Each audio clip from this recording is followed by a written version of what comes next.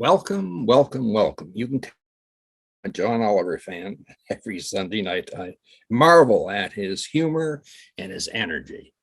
Welcome to the Longevity Economy Showcase.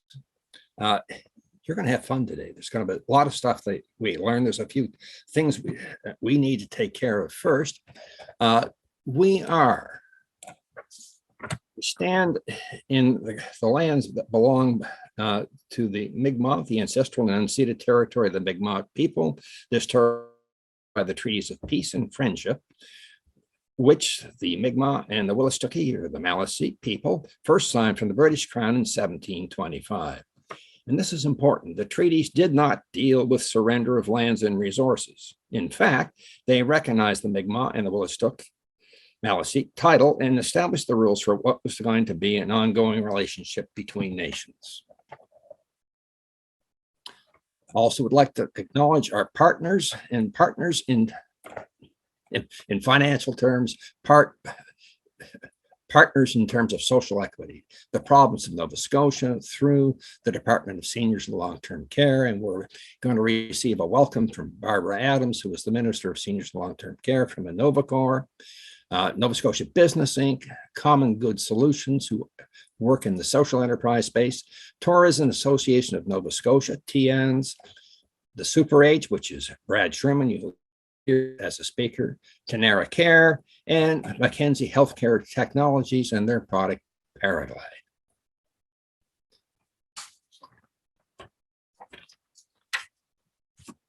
Currently, we tend to think of older people as a burden, as a challenge, when in fact, they're anything but that. And Brad is going to walk us through why that would be so.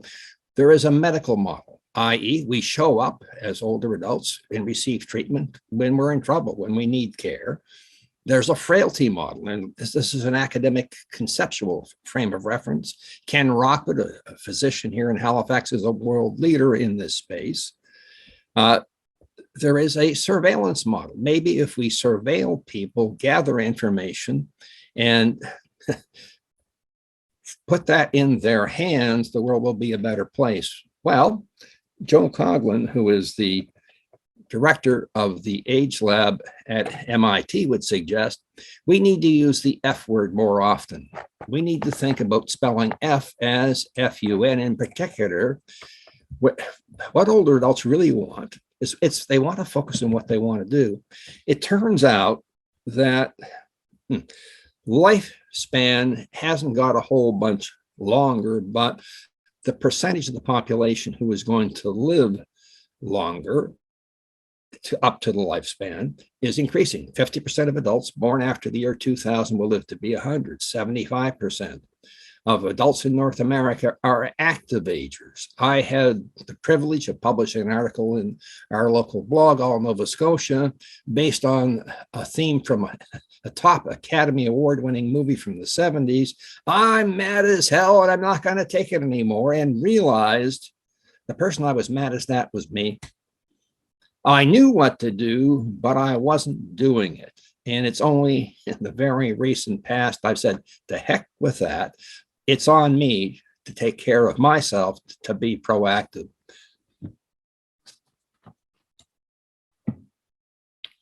Along the way, I've gotten to know Glenn Hogan, who is an industrial designer at the Nova Scotia College of Art and Design, and he is talking about that we currently have this frailty narrative, and we have elder design components that elder adults really don't want to have seen in their lives. Think hearing aids, think large calculators, large TV controllers.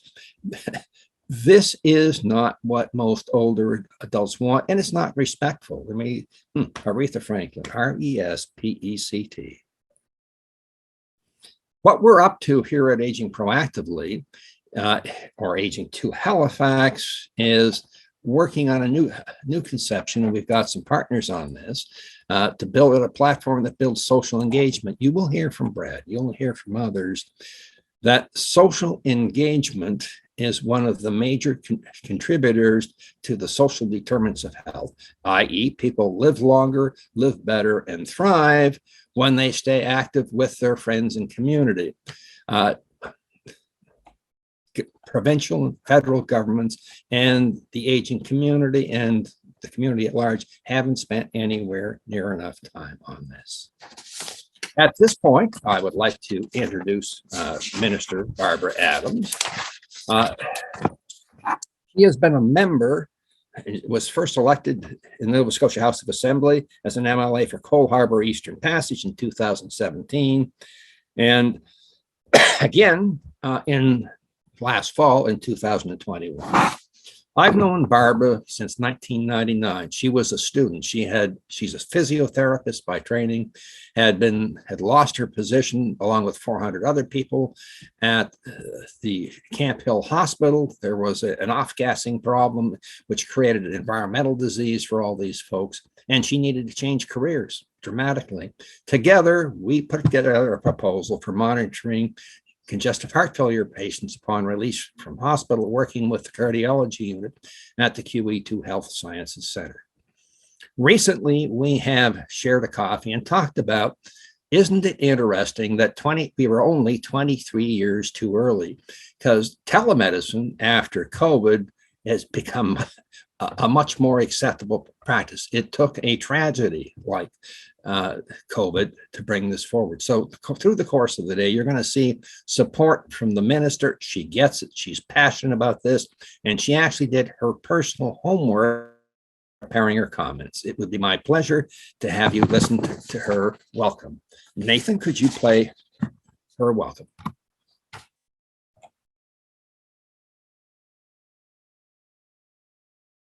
Hello, everyone. I'm Barbara Adams, Nova Scotia's Minister of Seniors and Long-Term Care. I'm really sorry I can't be with all of you today for today's showcase, but please know that I am with you in spirit. I'm very much looking forward to hearing all about today's presentations, discussions, and the 5 early-stage ventures. I've looked at the agenda, and I know you have an action-packed afternoon ahead. You'll be hearing from excellent speakers and, of course, the pitches. I know today will be a wonderful opportunity to discuss and learn more about international trends and advancements focused on aging and thriving in age-friendly communities. As a government, we are committed to ensuring Nova Scotians are able to live with dignity as they age, and that they can get the care they need. Today's session is not about long-term care, and I know that's not what you're here to talk about. However, seniors want to know that they can count on getting the care that they need, if and when they need it, so they can focus on other things. This is why we're making investments today to ensure that by adding more rooms in long-term care, hiring more staff, and supporting the dedicated people who work in continuing care. This includes a well-deserved pay raise for continuing care assistants. We are also committed to helping older Nova Scotians live active, fulfilled lives and stay in their homes and in their communities longer. As the Minister of Seniors and Long-Term Care, I take my role very seriously. Along with our government, I am absolutely committed to finding, providing, and supporting innovative solutions to help older Nova Scotians do just that. Older Nova Scotians are vitally important members of our society. They contribute a lot to their communities, our economy, and our province. They are business owners that grow our economy. They are elders who pass on their wisdom, experience, and knowledge to other generations. They are volunteers, caregivers, leaders, mentors, colleagues, and so much more. They are also citizens who purchase goods and services. The population of our province is aging, given that by 2030, more than 1 in 4 Nova Scotians will be 65 or older. People in this age group have significant purchasing power. People are also living longer. Collectively, we need to help enable them to live as healthy a life as possible during their lifespan through funding, healthy public policy, innovative technologies, and more. This means living meaningful lives and doing the things that we enjoy and having fun. When people are socially connected and active, they're more likely to live longer and live healthier lives. Government offers programs to help older adults with lower income afford to stay in their homes. This includes housing programs and the new Seniors Care Grant.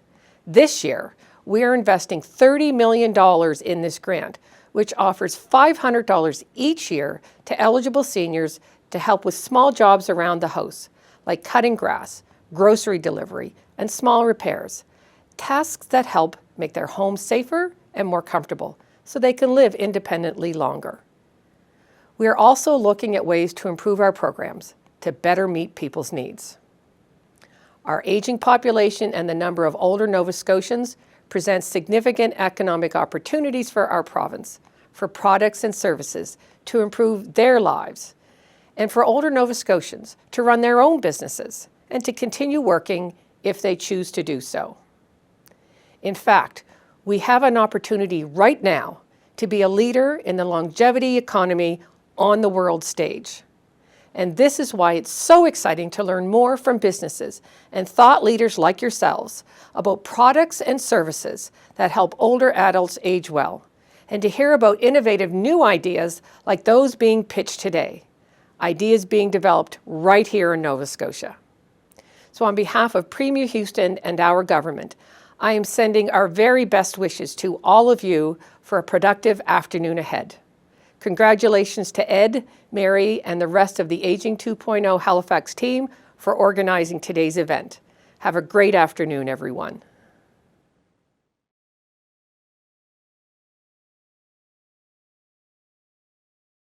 So this is the run sheet for this afternoon.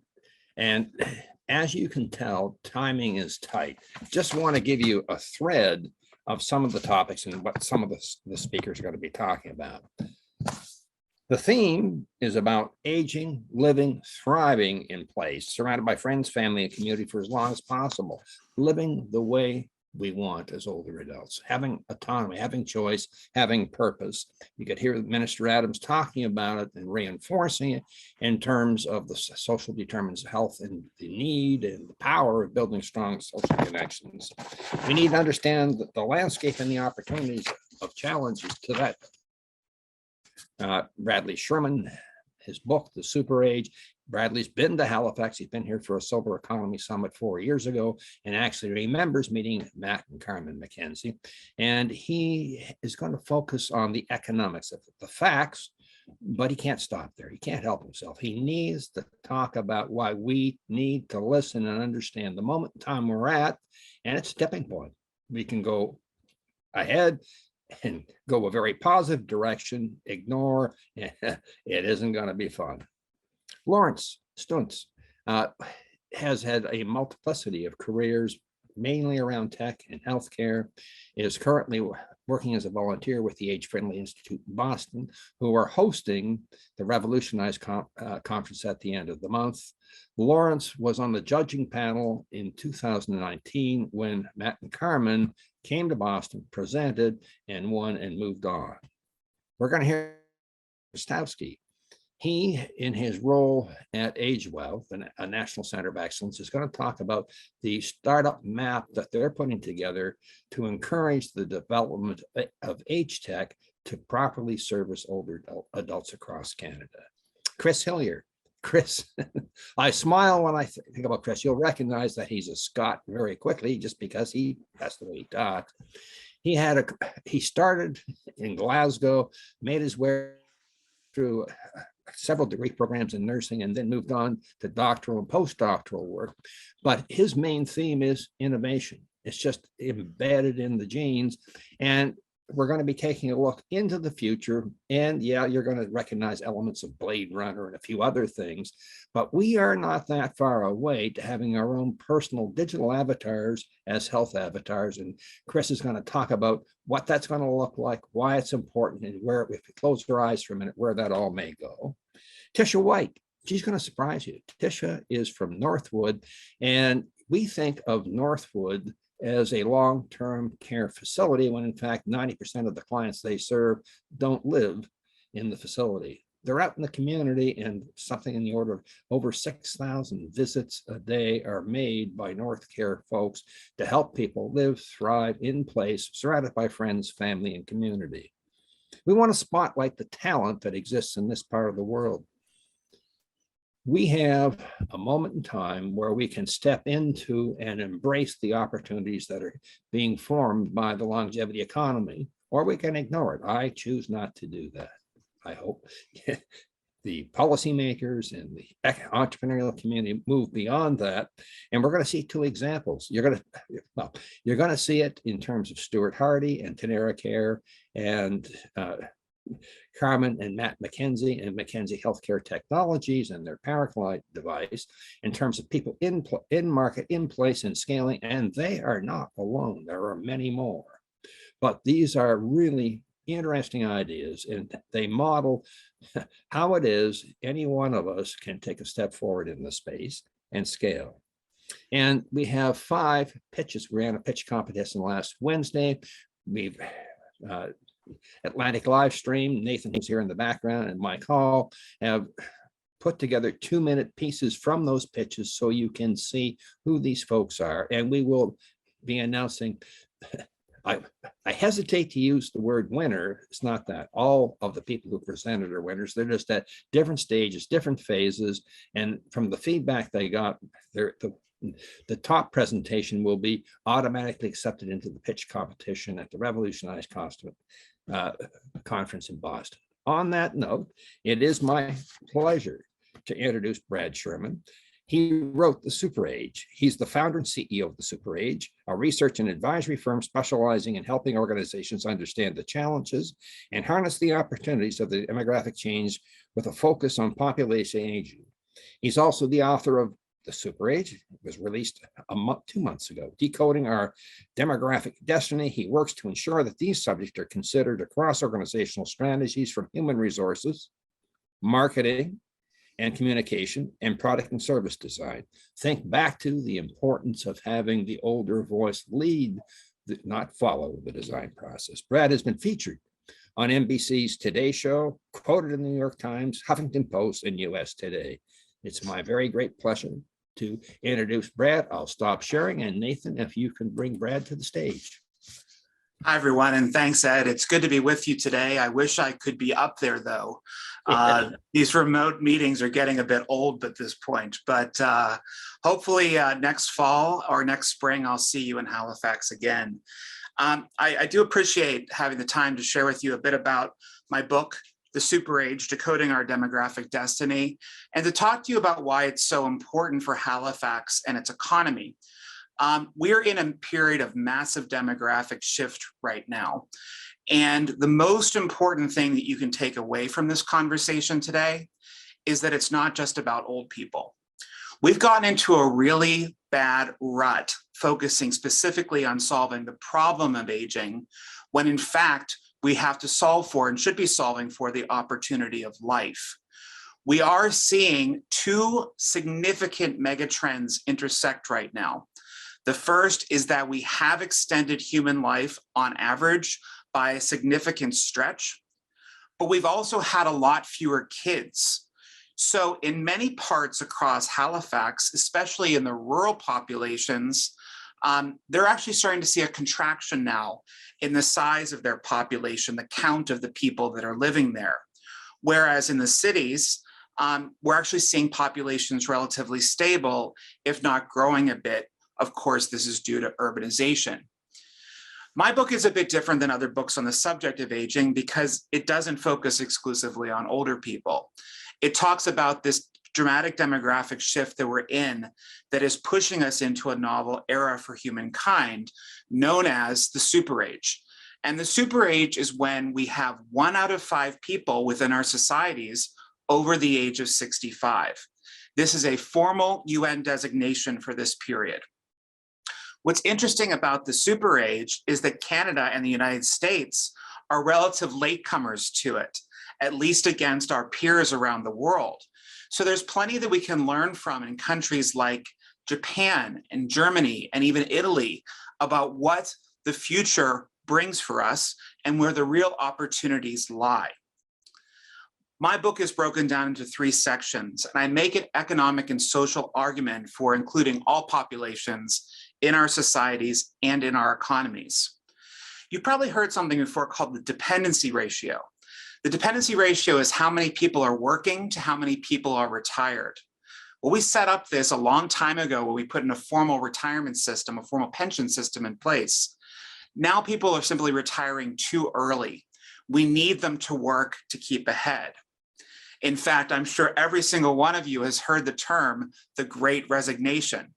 Well, just a few weeks ago, I wrote a piece for Newsweek about the Great Resignation. And in fact, from my perspective, the Great Resignation came about because of the great redundancy and the great retirement of older populations.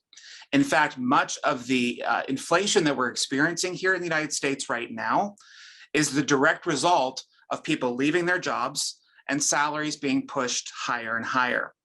So not only does more older people in the economy help us by creating a larger and more diverse consumer group, but it also helps soften the wages a bit so that we can have lower prices across the board. The Super Age as a book is divided into 3 primary sections. The first is a history of how we got here, how we got to this Super Age period. And it's been a long, hard road to get to this point. And in fact, most of our gains in terms of supporting longevity have happened within the past 100 years or so. In fact, really at the start of the Second Industrial Revolution. We've seen the global population explode during this same time period too, going from about 2 billion people to 8 billion people today. But sometime during this century, the global population will stop growing. In fact, it's already stopped growing in some major economies in the world, like Japan, like China. In fact, Japan loses about 500,000 people each year due to population loss because of an aging society. Now, there is problem with this, there is peril with this, but there's also a lot of promise. So in this book, I examine what the perils may be. And in fact, our rural landscape offers us a lot of hints at what may come if we let demographic go unchecked. And I'd like to just read you a section of the book because I think it offers some paths forward for us by looking towards the rural counties, those places for inspiration and hope. Sadly, there's no clear blueprint for managing the aging and potential emptying out of rural communities. However, if we believe that there is value in the culture and traditions of our rural societies, we must invest in them through public infrastructure projects, as well as utilize technology and innovation through the private sector wherever possible. If rural communities are to regain their footing, we must look to the practices currently being used to reinvigorate and serve them. Fortunately, many of the best projects build upon existing infrastructure. We must also take into the realities of the current rural predicament into account when addressing the urban and rural bias. Future investments and innovations in the infrastructure of rural communities can take inspiration from other parts of the world. Japan, the country with the fastest rate of rural population aging, is utilizing its postal workers through Japan's Post Watchover Service to deliver much needed products and services to rural seniors who are at risk of isolation. La Poste, the French postal service, launched a similar service called Veiller sur mes parents, pardon my French, Watch Over My Parents in 2017. Other postal services are looking at similar propositions. There is even growing demand for the US Postal Service to add banking to its list of services. It's all part of a movement to leverage existing resources and infrastructure to solve super age challenges in rural communities. And one other quick example, England's Newcastle Building Society is already filling the void left by the big banks leaving these rural communities by serving rural areas through community centers. This approach of serving the countryside is a key part of Newcastle's strategy, and oftentimes its banks sit alongside other essential community services, such as the post office, and are normally a fraction of the size as the retail bank. I think all too often, at least through my research, we've considered the rural population as an afterthought, when really it should be at the forefront. So my call to action, if there is one today, is for the Nova Scotian government to make some more direct investments into the technologies that can serve rural communities and really treat these places as incubators for the future. But the only way we get to the future is by tackling some of our bias. And in fact, we do have a pretty negative bias against older populations. We do tend to other them, and that's a problem. We have to address ageism head on, primarily in our employment practices. And we can do so by looking at the whole person, rather than looking at the age on a resume or the date of graduation. In fact, one of the things that we need to throw away right now is saying the term too experienced for hire. Our future demands that we are more inclusive for people for longer periods of time. And in fact, our health and our mental acuity and our cognitive function are already showing that they're stronger now than they ever have been for longer periods of time. So from an economic standpoint, we're actually doing ourselves a tremendous disservice by leaving older populations in our wake, by pushing them out of the economy. It's holding us back. It's creating a drag on our larger social and economic realities. And more than anything else, it's leaving a dire situation for our kids and their future as well.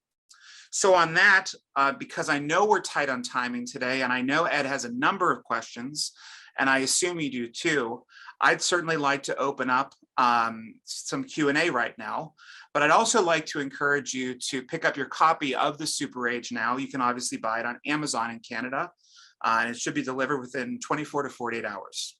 So on that, Ed? Yep.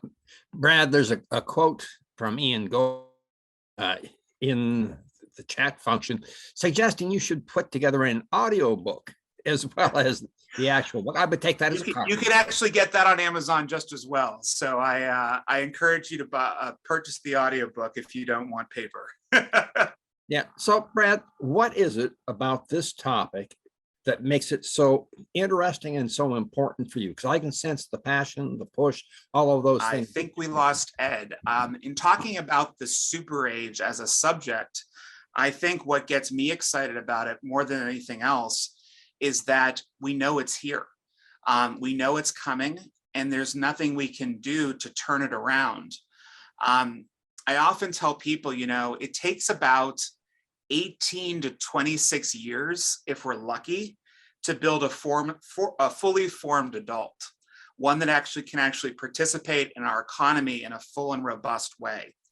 Well, here in the United States, we've now had 2 successive generations of birth rate decline.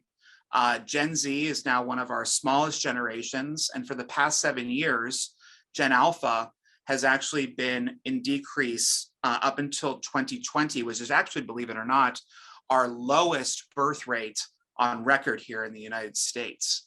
It only improved by 0.1% in 2021, so I wouldn't really count that as a win. But with this in mind, even with the front end of Gen Alpha, they'll be ready to enter the workforce in just about a decade, or certainly college at that point. So we have a very clear idea of what our workforce will look like 10, 15, 20, even 30 years out. And I can make very smart assumptions on what our future will be.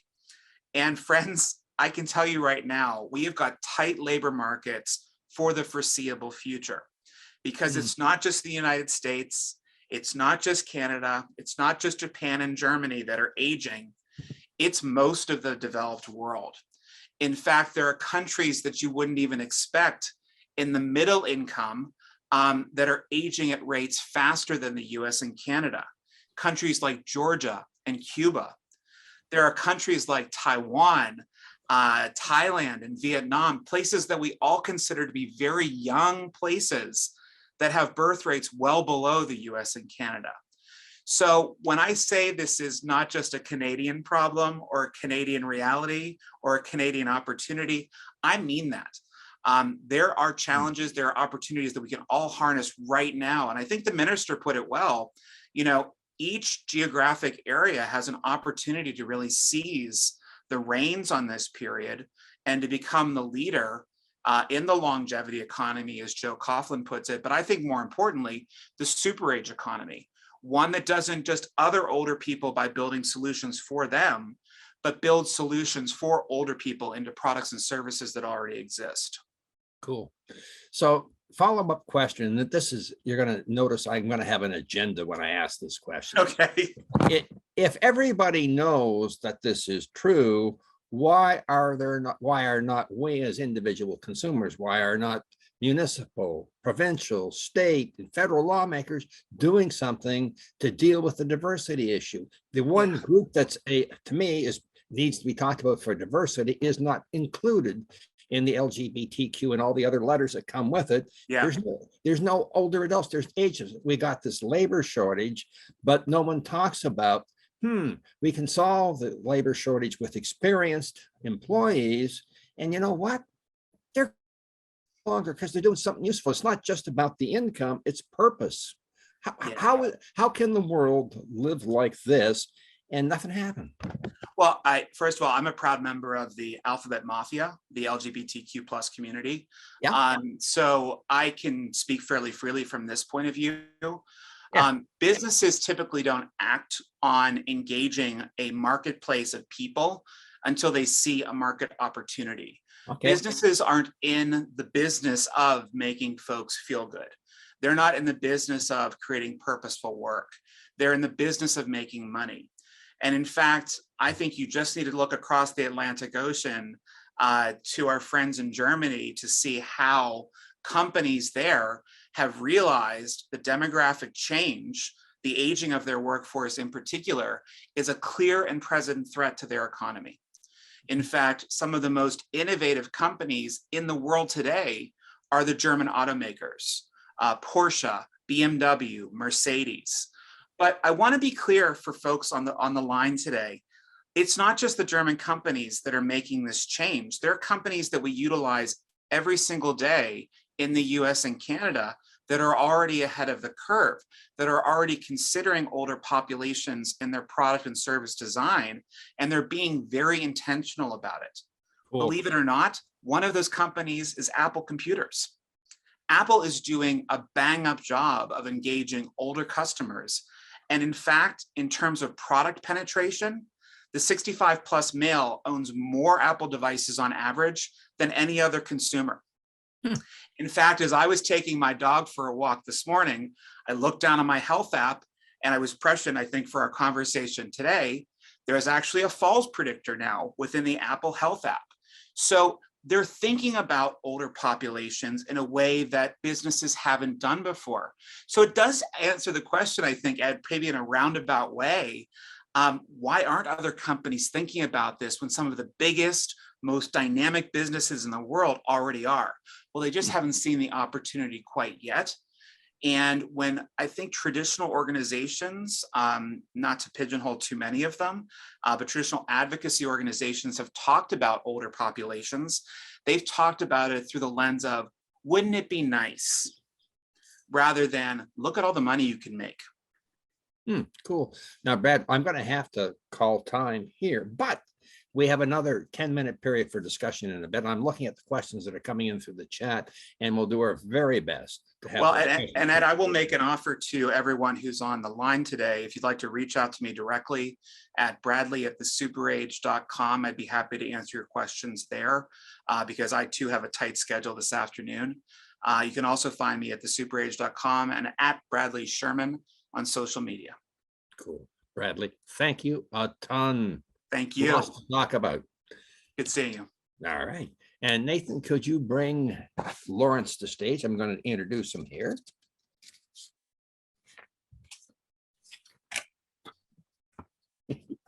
Lawrence looks very different than his picture that I picked up off of Google. He looks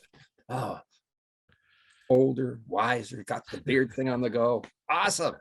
So I've asked Lawrence to talk about what's going on in Boston. I don't want to pigeonhole him because he's already prepared his comments. We had a quick chat before all of this started, but I'm going to turn to him and say, look, Boston is a very special place.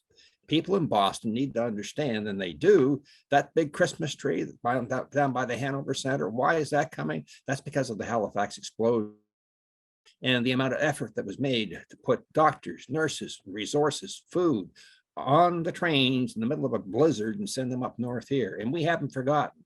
So there is this long-term, long-standing connection. So what is it about Boston that we could understand and learn from and do more of up here? Lawrence, the floor is yours. It's a pretty broad question, but first of all, thanks, Ed, for inviting me to speak. As Ed mentioned, I'm here as a volunteer representing the Age Friendly Institute. Previous to volunteering, I was the director of an organization called the Massachusetts eHealth Institute. We were happy to participate in and partner with Aging 2.0 and the Age Friendly Institute to host the first Revolutionize conference a couple of years ago in October 2019.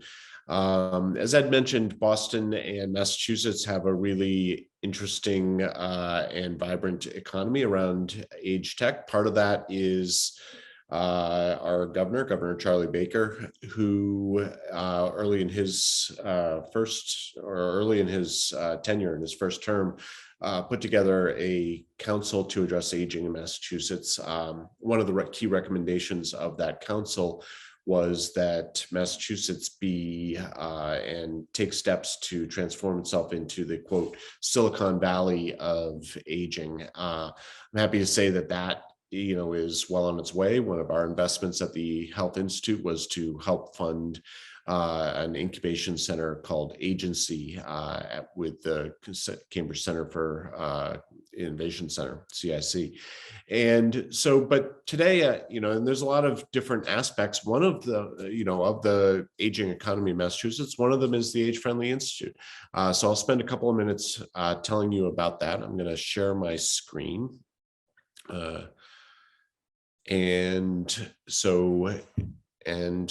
just spin quickly through this presentation. So, the Age Friendly Institute, our mission is to advance, age friendly in all settings so that we can, help build a more just world. Let me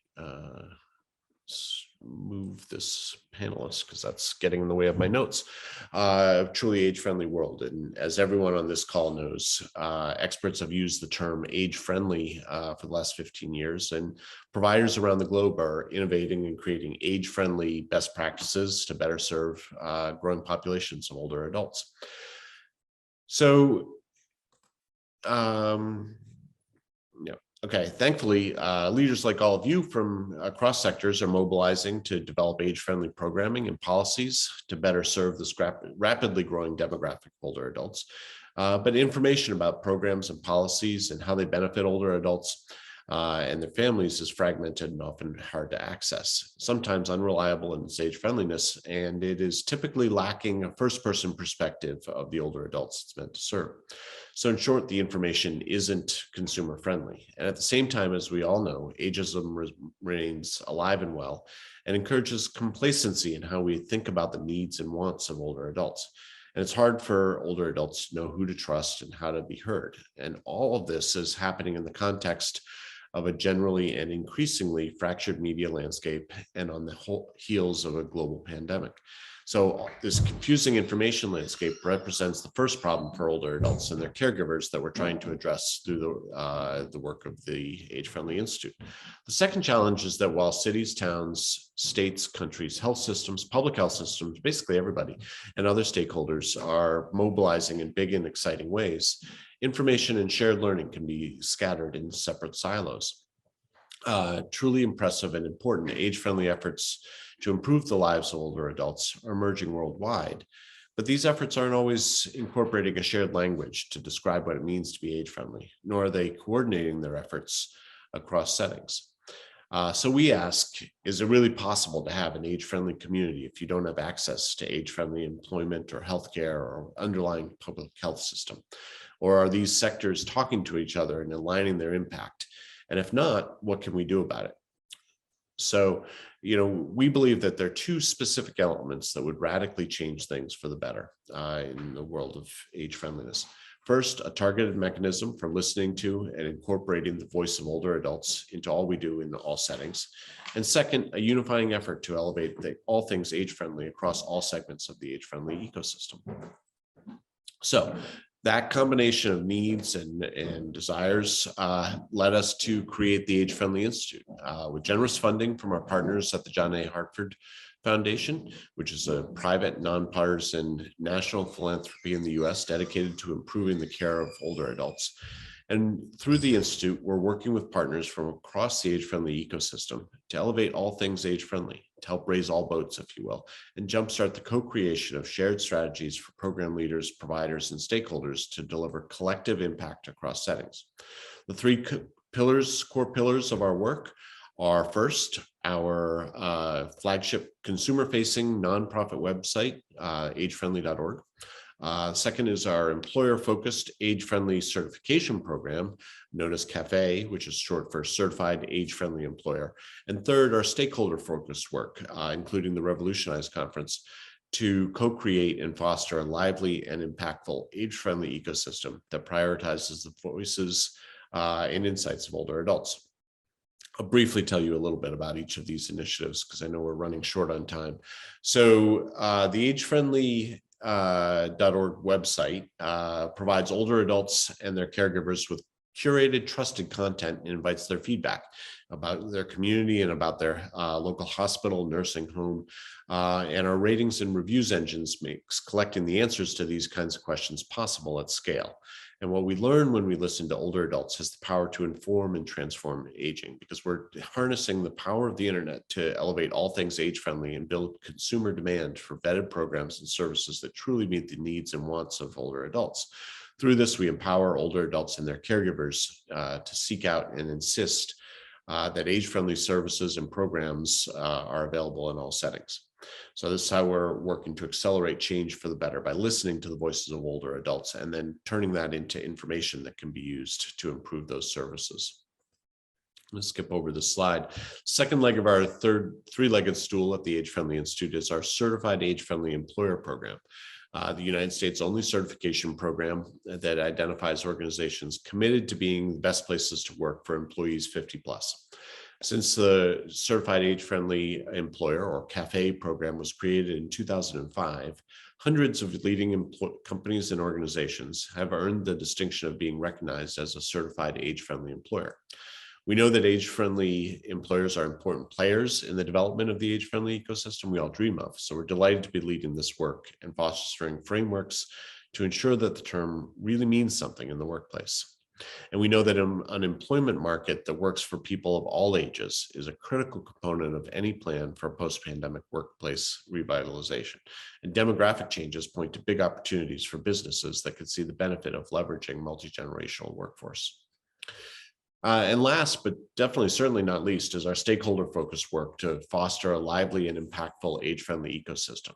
We're working with partners from across the age-friendly ecosystem, like Aging 2.0, Age-Friendly Public Health, Age-Friendly Health Systems Movement, Age-Friendly Communities Movement, and all of you to help elevate all things age-friendly and jumpstart the co-creation of shared programs, shared strategies for program leaders, providers, and stakeholders to plan and measure collective impact across settings. That's the promise of the ecosystem in all of our work. It'll take radical collaboration and intention to consider how we engage and collaborate across sectors to actively apply these concepts to benefit older adults in all settings. And so one concrete example of the work that we're doing is the Revolutionize Conference, our flagship event. Revolutionize this year will be held on April 29th in Boston.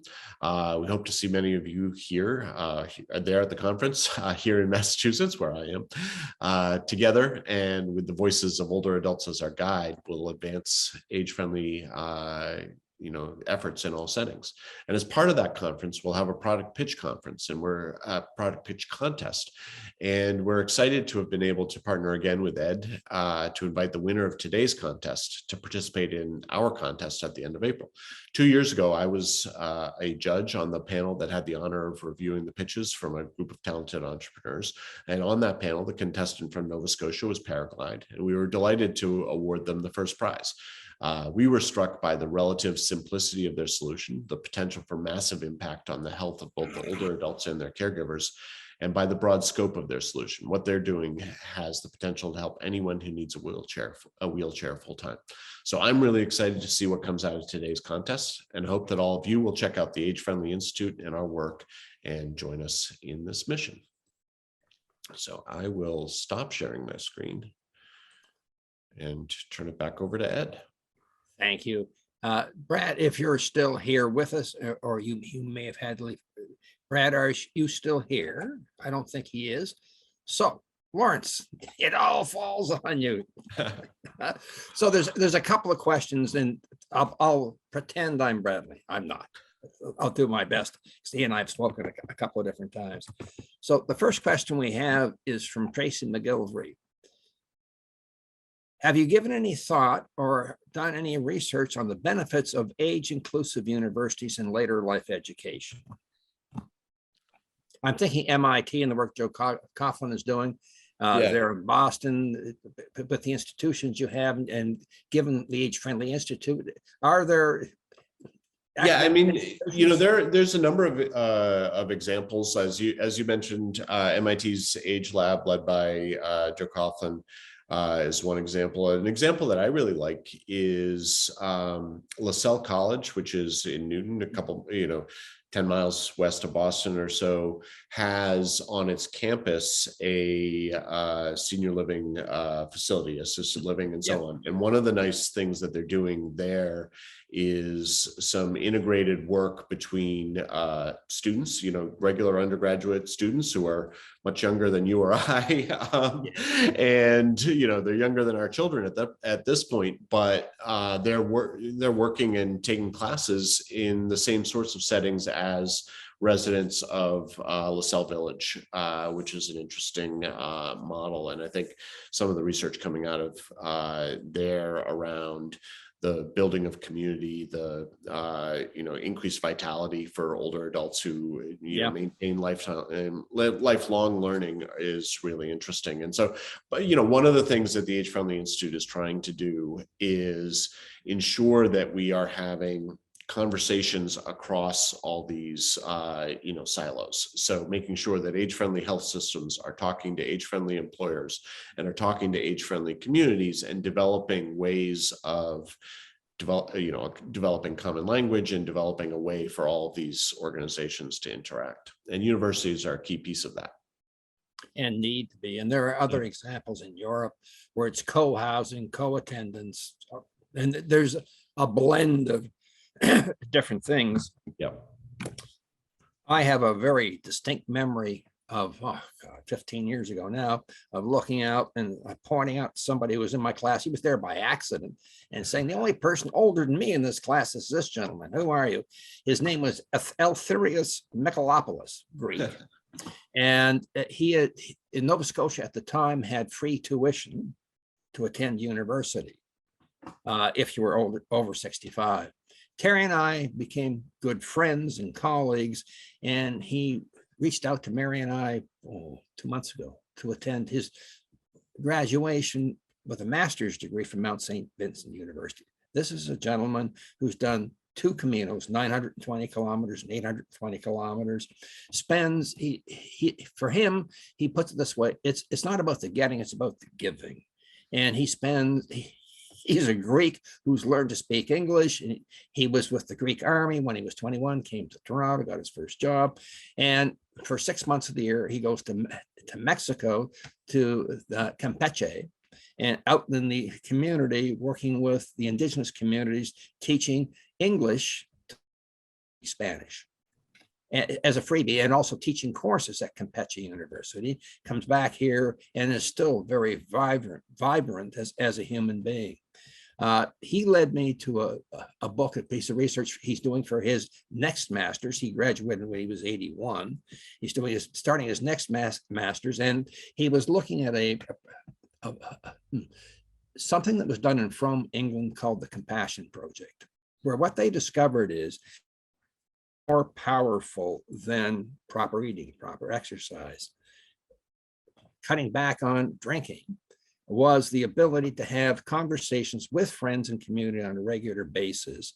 And they put a piece together dubbed it the Compassion Project. It was led by a physician and by an occupational therapist. The end result was across Great Britain, the United Kingdom, over a 6 or 7 year period, the number of hospital visits by older adults rose by 34%, whereas in Frome, a little town of 28,000, it declined by 11% during that same 5-year period. Yep. Now, I'm going to point my finger right here at Lawrence. Whose job is it to step up here? Do we whine in the background and wait for people to come and help us? Or do we get the hell off our asses and do something ourselves? Now, having said that, I know I'm just a significant proportion of the people who are listening today, but I'm talking at a personal level. I was a whiner. I was somebody who said, this is terrible. Somebody should do something. Well, that somebody needs to be us. The only way stuff gets done is when people raise their hands and say, all right, I need to see I need to be the change that I see is needed. And so, from my perspective, one of the reasons why, I'm helping out with the Age Friendly Institute and with Revolutionize is because I really do think that this is a massive change that, we are recognizing at the early stages of recognizing the huge impact that older adults can have, if we do, put the fun into aging. There's a huge opportunity for all of us. And, as you mentioned, there are pictures of me that are 15 years old. I look a lot different, and I'm becoming much more aware of the fact that, I have no intention of going into retirement anytime soon. I figure I've got another five-year careers, and or maybe longer. And I'm on the other side of 50. So it will, but the only way that that's really going to be possible is if we prepare the world for what we're expecting and will need over the next 25 years. So, Lawrence, I'm going to deal with one last. I'm not going to ask it as a question. I'm going to put it out there, and there's a response that comes with it. One of the participants is asking, has there been any work done on the impact of social isolation? In both Bradley's book and in the Compassion Project, both of which are available on Amazon for a nominal price, they refer to a 2015 study done in Utah at Brigham Young. And that's where both of these parties are drawing the inference that the social determinants of health bloody well matter. The work done by this Aging Well initiative, $90 million over 3 years, that's what they were driving at. And the authors of that report were saying there needs to be an equal amount of money spent on building community, flexible housing, and allowing people to extend their time at home and increase their health span as there is on building long-term care beds. That is not saying we shouldn't build long-term care beds, but helping people. Hey, middle age is got news for you. Middle age is going to last 75. Yeah. You're not old when you're 65, you're still in middle age. So am I. I'm 72. On that note, it's time for a break. I want to thank everybody for the questions. Come on back. We got more good stuff. See you in 10. Welcome back from the break. What we're going to do now is show you the pitches that took place. You're going to run about 11 and a half minutes, and you're going to see a broad, and I do mean broad, continuum of topics and areas of the longevity economy that these folks are trying to address. Could we play that video now, please? My name is Kenneth Wangpo. I'm the co-founder and CEO at TechLeft. At TechLeft, we remotely give individuals, families, and health enterprises eyes and ears on ground for long-term care and in-home care. The problem we are solving are concerns around quality and delivery of long-term and in-home care. You will agree with me that there are legitimate concerns, and this we have divided into 3: abuse and neglect. And here we are working on financial abuse, which experts says senior financial abuse will be the crime of the 21st century. Also, we will be working on meditation and verbal abuse in the future. And secondly is health problems, and mostly chronic illnesses of the brain. And also we'll be working on other illnesses that affect the heart, falls, and activity. Then we'll be working on HR and staffing, and This will be influenced by the high increase of baby boomers as they age. So there are urgent need of care workers. So the solutions we are providing, we are developing IoT devices. Then we'll have a cloud, and then accountability as a service and software as a service platforms. And this will be integrating together to solve the problems. So in the center, you can see the wearable we are developing. So our wearable and our monitoring platform will be solving issues around brain illnesses like stroke, heart issues, falls, activity. And our wearable, we have clinical grade sensors like skin conductance, heart rate, respiration, temperature, pulse, accelerometer, and touch sensors. And the platform will be giving alerts to the care team in the sense where more than the family or the individual makes up the care team. Thank you all for inviting me to be here today. So as Ed mentioned, my name is Amay Foreman. I'm the founder and CEO of Silvermark, and I'm pleased to share with you today how we're redefining what's possible in serving older adults. So you'll see a quote there that speaks to the aging megatrend, which I know you're all familiar with. But really the problem at hand is that there's very few expert resources to serve our aging population. The need for programs, services, technology, housing is growing faster than current capacity, and our health and social care systems are strained and often default to the highest cost and lowest levels of independence for older adults. Demand exceeds supply from every vantage point. What's also distinctive is that the current knowledge within organizations is being outpaced. Many are uncertain about the best path forward, and this results in stalled projects, initiatives that don't work, not the best return on their own investments, and risk of staff and leadership burnout, all while older adults continue to be overlooked and underserved. So at Silvermark, we're filling this gap by creating a full service agency that provides the expertise and skills needed to navigate your way through the longevity economy. We serve as a collaborative partner to organizations who share our mission. We are their guide. There is no other firm that provides access to the skills that we have in one place, who is also dedicated to innovation and social impact in the silver sector.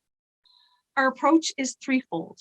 We identify the problem that the organizations or our clients are facing in servicing older adults. We co-design a solution, and we expand their impact from a multi-lens perspective.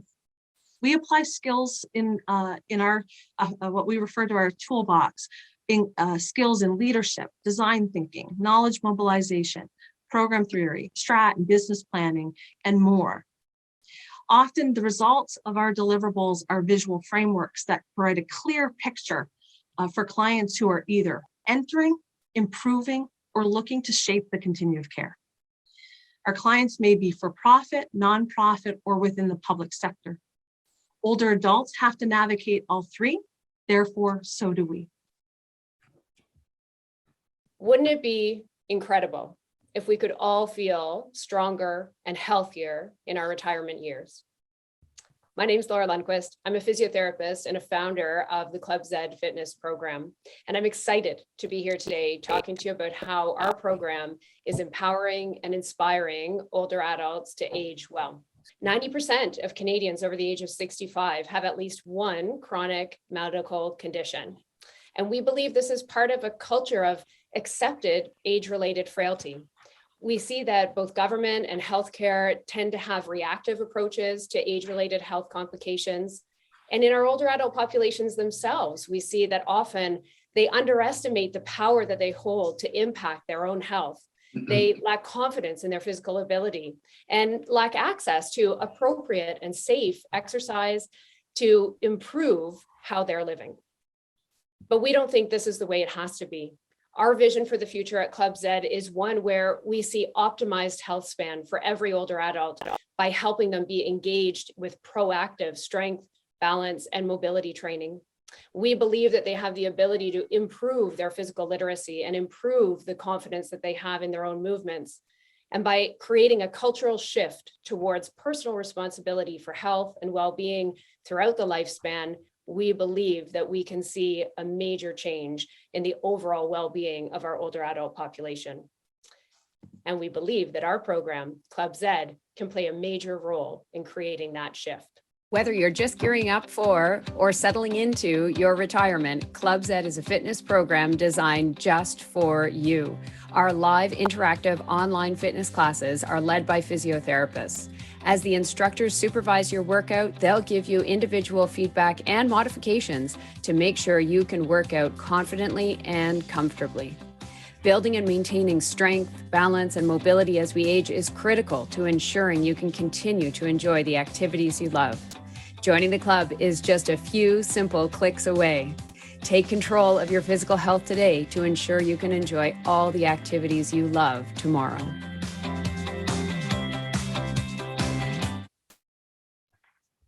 All right, well, thank you very much for the opportunity to tell you a little story about Epilogue. I'm pretty excited about it.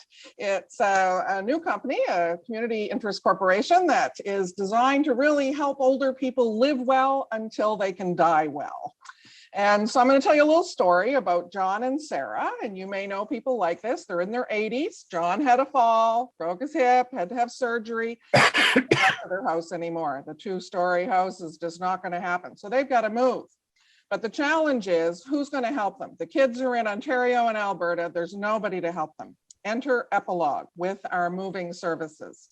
So the focus here is helping people to relocate, downsize, age in place, whatever they need to do with our transition specialists who can do the whole thing from the beginning to the end, right down to selling the house and getting rid of all the stuff. You may have seen attics that look like this. Everything is still there from 40 years ago, and it's all got to go, and they need help to do it. And the kids don't want any of it. They don't want the ruffled lampshade. They don't want the ceramic cat. They don't want the china. They don't want the silver. They don't want any of it. So all of it has to find a home, preferably with rehoming as much as possible. We do all of that. And we have the background. We've all been there, done that. Plus, we've also done the certifications that are the most recognized for this kind of senior transition work. So we're well positioned to do that, although we don't have the software that we'd like to have. And this is an example of one I did last Thursday into the Shanex on the Gardens, 8 o'clock in the morning. That's what the place looked like when I delivered a couple of plants. 5:30 in the afternoon, the bottom right, when the lady, 95 years old, arrived, her cup of tea was ready on the table, ready to go. And we did it without any of the platform support that we would like to have to make this all easier. Good afternoon. It's wonderful to be here, and thank you for the opportunity to share our story. We are Tracy and Liam, and we co-founded Action Independence Mobility, Inc. in early 2020. There are over 155 million seniors across the G7, and by 2040, they will eclipse 200 million. It's the fastest growing demographic in the developed world, and 40% of that population is right here in North America. So our serviceable addressable market at an estimated unit price is about 35 billion, growing to 50 billion. That's 40% growth during the lifespan of our patent, and we can expand geographically from there. Our patent pending solution combines the capabilities of a rollator walker with an elevating seat, enabling people to prevent and recover from falls independently or with minimal assistance. So you can see our newest image here, and without further ado, Liam is actually going to show you the prototype in action, which we call the IBEX. There is one caveat though, the device you're about to see doesn't yet have the braking system installed. So Liam, over to you. Thanks, Tracy. So first, the IBEX is a mobility aid. The seat can rotate 90 degrees and out of the way to allow for added stability and balance when walking. Through different rounds of clinical feedback, it was obvious that incorporating a rollator and a mechanical lift could help with fall recovery. But as our occupational therapist, Sue Ling, and the others stressed, it could be used for many other use cases to help prevent and recover from falls. So the first use case is an aid in transfers. The user could lower the seat to a specific height.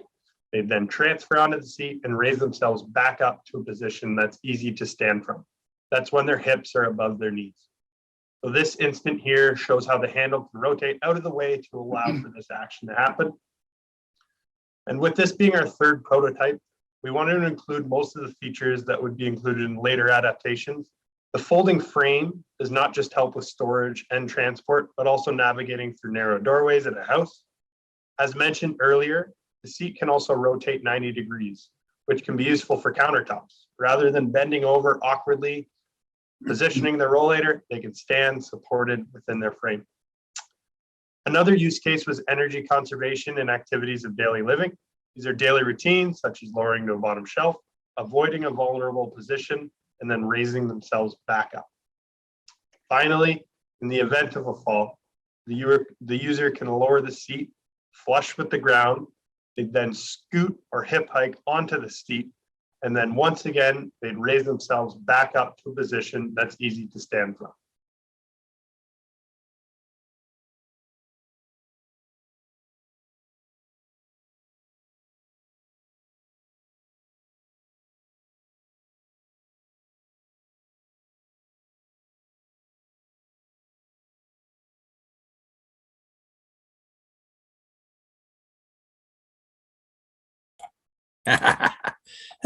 It will work much better when I turn my mic on. I'd like to invite Chris Hillier and Michael Krastowski to join me back on stage to talk about those pitches and what we saw in the talent pool that's here in Nova Scotia.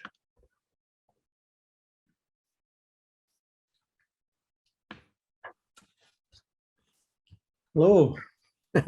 So I warned them, Chris, that they would be listening to a Scot speak during the course of the discussion. Chris is currently in the UK, so there's a 4 or 5 hour time difference from here. So he's well into his afternoon, early evening, and Michael is back with us. Michael, when you look at this and think about the various pieces you've seen emerge from the community here, what are your thoughts? Yeah, I mean, I just think it speaks to the excitement that we see across Canada and including in Nova Scotia and Halifax when it comes to entrepreneurship in this space. You see such a diversity in the entrepreneurs and also in their ideas, and also the fact that they're now looking to start to make their ideas scalable and accessible to older adults, across the health span, across the spectrum of different needs. And it was just really exciting to see how obviously technology played a role in some of them, but also just these approaches that can be reproduced in communities and tailored to people's needs, which I think it's much needed in this space to kind of co-create and understand the end user, in this case older adults, that they're not a monolith, that they require this kind of carefully planned and tailored approach to solutions that are developed for them, that are inclusive and appreciative of the kind of the diversity in their own lives. And Chris, you've seen a lot. You've been involved yourself in a number of innovations, and you've been when you were in Florida, when you were in North Carolina, you were very actively involved in the innovation communities. Comparing what you're seeing here, what you're knowing about Nova Scotia, and this is not a compare and contrast, but what is it that resonates with you when you see this stuff? The innovations that I saw there with the four, they're all very practical, which is useful. I mean, a lot of the innovation world is way out there. In fact, I'll be talking about some of the stuff that's out there with digital humans. But actually, the stuff that's closer to market often is more necessary, in the sense of, like, for example, that walker. The walkers have been around for a long time, and I like to see people who can still innovate and design around existing products like that. So there's that kind of level of practical innovation that I think is very, very valuable. There is a lot of that in Nova Scotia and Canada as a whole, actually, that kind of general, we'll innovate around a product, and we'll manufacture, and we'll do the full length of the product life. No, it's exciting. I think I would just say to the innovators themselves, is as they look at the market that they can address, then don't just focus on Canada or even just North America, because often there's open doors abroad in the UK and in Europe and in Asia, and sometimes it's easier to get customers outside of your backyard sometimes. Chris, I can remember as the rollator was being presented by Tracy and Liam, you made an offer to introduce them to. You want to share what those introductions were? It's just so people understand. No, I mean, my background was in health insurance, and 5 years for Blue Cross Blue Shield of Florida, running innovation, and then in a hospital system. And I do think that part of the journey for the innovator and part of the journey for a founder is someone just helping to open doors. And that's, it's not just mentorship and, helping people do pitches and things. Once you've got your pitch, you just need someone to pay attention to you. So that particular technology, I think, is really exciting. I'm fairly confident that there will be people interested in it if you can find the right person. And if you remember, what I was advising was that particular technology, they should go down the risk management route. That's how you'll get into the hospital system. Because often if you go in and say, this is a great innovation, it really helps patient care, et cetera, et cetera, et cetera, and you may get physicians and others interested.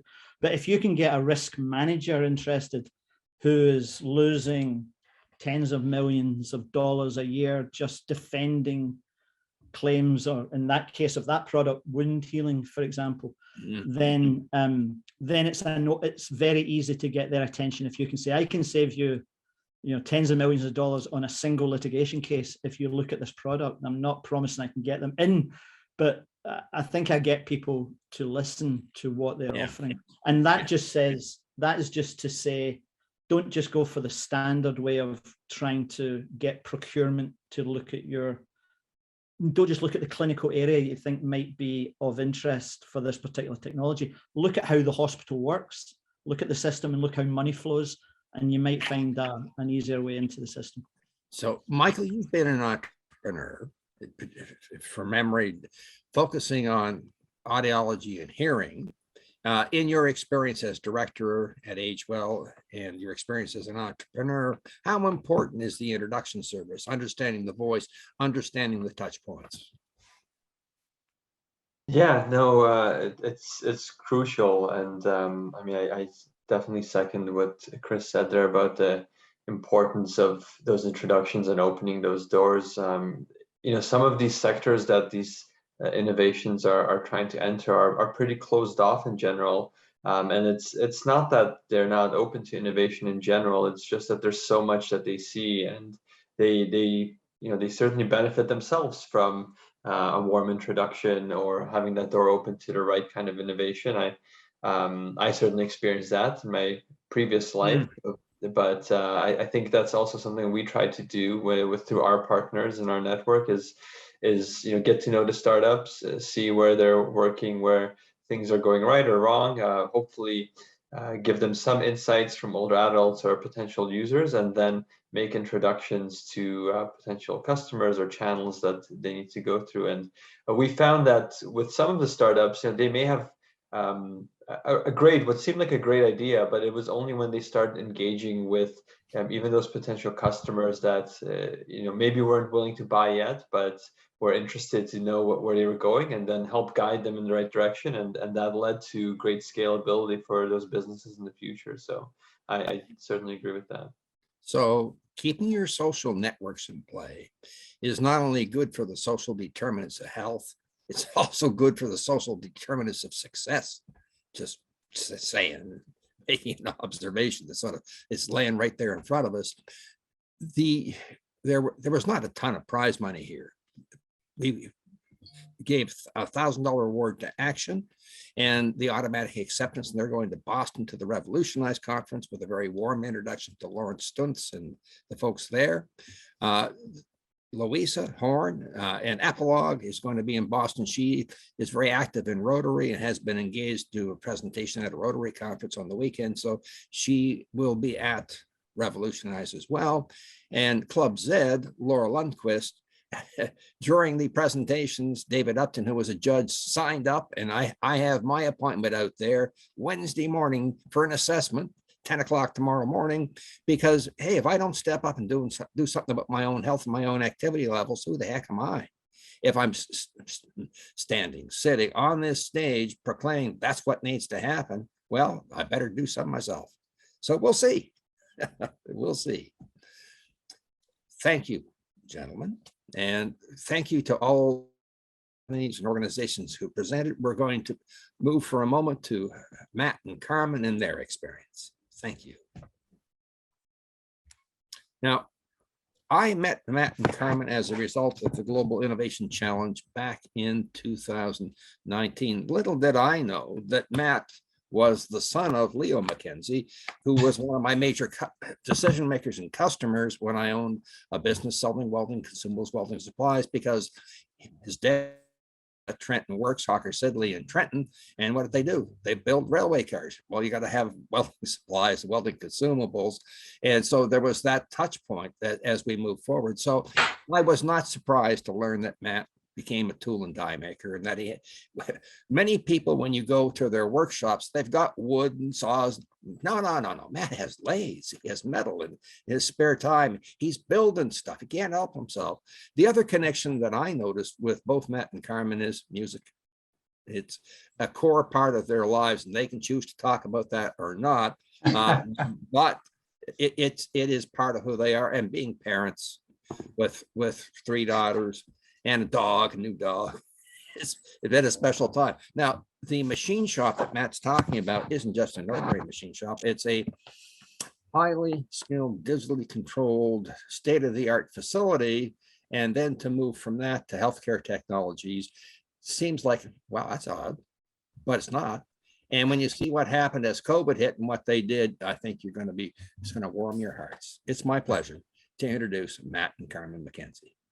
Thank you, Ed, for such a lovely introduction. It's funny you talk about my dad. I was just looking, actually, he was on the cover of a magazine back in 1983, if I remember correctly. So I would have been 5. And it was talking about how he was the product procurement manager for Trenton Works or Hawker Siddeley, and how his yearly budget was $160 million. And I think he would have been in his early 30s, 32 roughly at that point in time. So I think back then it would him being 32 and having that level of responsibility, and it's pretty humbling. So thanks for noting him. I appreciate that. He was certainly a big influence on mine and Carmen's life within manufacturing for sure. And I think I'll just jump in really quickly. If you hear doors opening and closing in the background or barking, it's the era of having to do events like this from home and having a busy household of kids coming home from school and things like that. So just a heads up that if you hear anything like that, that's what's going happening. on. That's real life. So Carmen and I are going to kind of try to just keep this light. We're going to talk back and forth and tell you about our experience and where we started and where we are today. And hopefully there'll be some time at the end for some questions or comments. So again, I'm Matt McKenzie, and this is Carmen McKenzie. And so we own 2 different companies. One, as Ed mentioned, is McKenzie Atlantic Tool and Die, which is a large manufacturing company, primarily in Musquodoboit Harbor, where we support mostly the defense and aerospace industry. So when Ed talks about technology that we have at play within that business, we have 9-axis CNC machines. We have full robotic systems that run completely automated 24/7. We have a second facility that's integrated with one of the largest defense companies in the Maritimes called Ultra Electronics, which recently secured every sonar that will go on the new Canadian Combat Ships program for the next 25 years. So the majority of mechanical components that go on those ships for those sonar systems will come from McKenzie Atlantic. So we have that business that's in this sort of rapid growth mode. And we just purchased a new building in Chesapeake actually to help with that expansion and what we hope to be the expansion of McKenzie Healthcare Technologies. We started McKenzie Atlantic 16 years ago. Never with the anticipation that we would be where we are today with it, but however, things happened and that's where we are. And 8 years ago, we were approached by some teachers at the Nova Scotia Community College who had some senior students that were engaged with Northwood at the time that were doing a senior project. And that project was that came from Northwood was them looking for a solution to help reposition people who chronically slide forward in their wheelchairs. Which didn't sound like a big deal, but it's a massive problem out there in long-term care.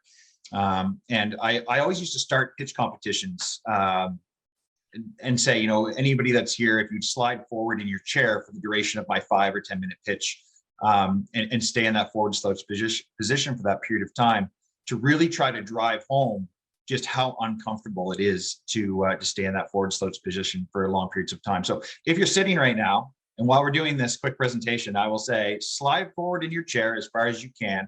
And if you can, stay there for the duration of the time that Carmen and I are speaking. So we can try to really show you just what we're talking about in the solution that we tried to come up with. So we started Mackenzie Healthcare Technologies 8 years ago because of that conversation that we had at NSCC and with Northwood, because at the end of the school year, the students hadn't they'd come up with a solution, but it wasn't one that was going to be adopted out there in the real world. So they were still looking for a solution. And as an industry partner, asked Carmen and I if we would be interested in sort of taking a look at the problem and seeing if we could come up with an adequate solution. So it sat on the corner of my desk for about a year until I realized that what we really needed to do was put the power in the hands of the people in the wheelchairs. And from that came the idea of Paraglide. So Paraglide is a fully automated repositioning system that attaches to the back of a pre-existing wheelchair. It's composed of a rotating device that you can see here in the bottom left of our slide, that attaches to either the down canes of the wheelchair or the back of the armrests. Attached to that rotating device is a special fabric sheet that travels back and forth with the resident through the day. So it's specially designed so as the resident slides forward, so does the sheet. And then as Paraglide is used to pull them back, the sheet travels with them. And this allows the person to be repositioned as many times throughout the day as they need to. And then as you can also see in the photo, it also has a Bluetooth or a wireless remote control that allows the person in the wheelchair to reposition their own posture at the touch of a button. It takes less than 15 seconds to reposition somebody from a fully slouched position to a properly seated position. And one of the really neat things that we did when we developed Paraglide is if anybody knows what a Fitbit is, or if you have an Apple Watch and it tracks all your steps, the technology that does that is called an accelerometer. So that accelerometer sits on a printed circuit board within your device, and it essentially just sees movement. And there's an algorithm that says, oh, I'm taking a step or I'm walking upstairs. We use that same technology to say that there's somebody actually active in the wheelchair. And from that, we're able to use our own algorithm that sends alerts to the remote control that allows the people in wheelchairs to make educated decisions about when it's time to be repositioned. And that's every hour, according to the Mayo Clinic.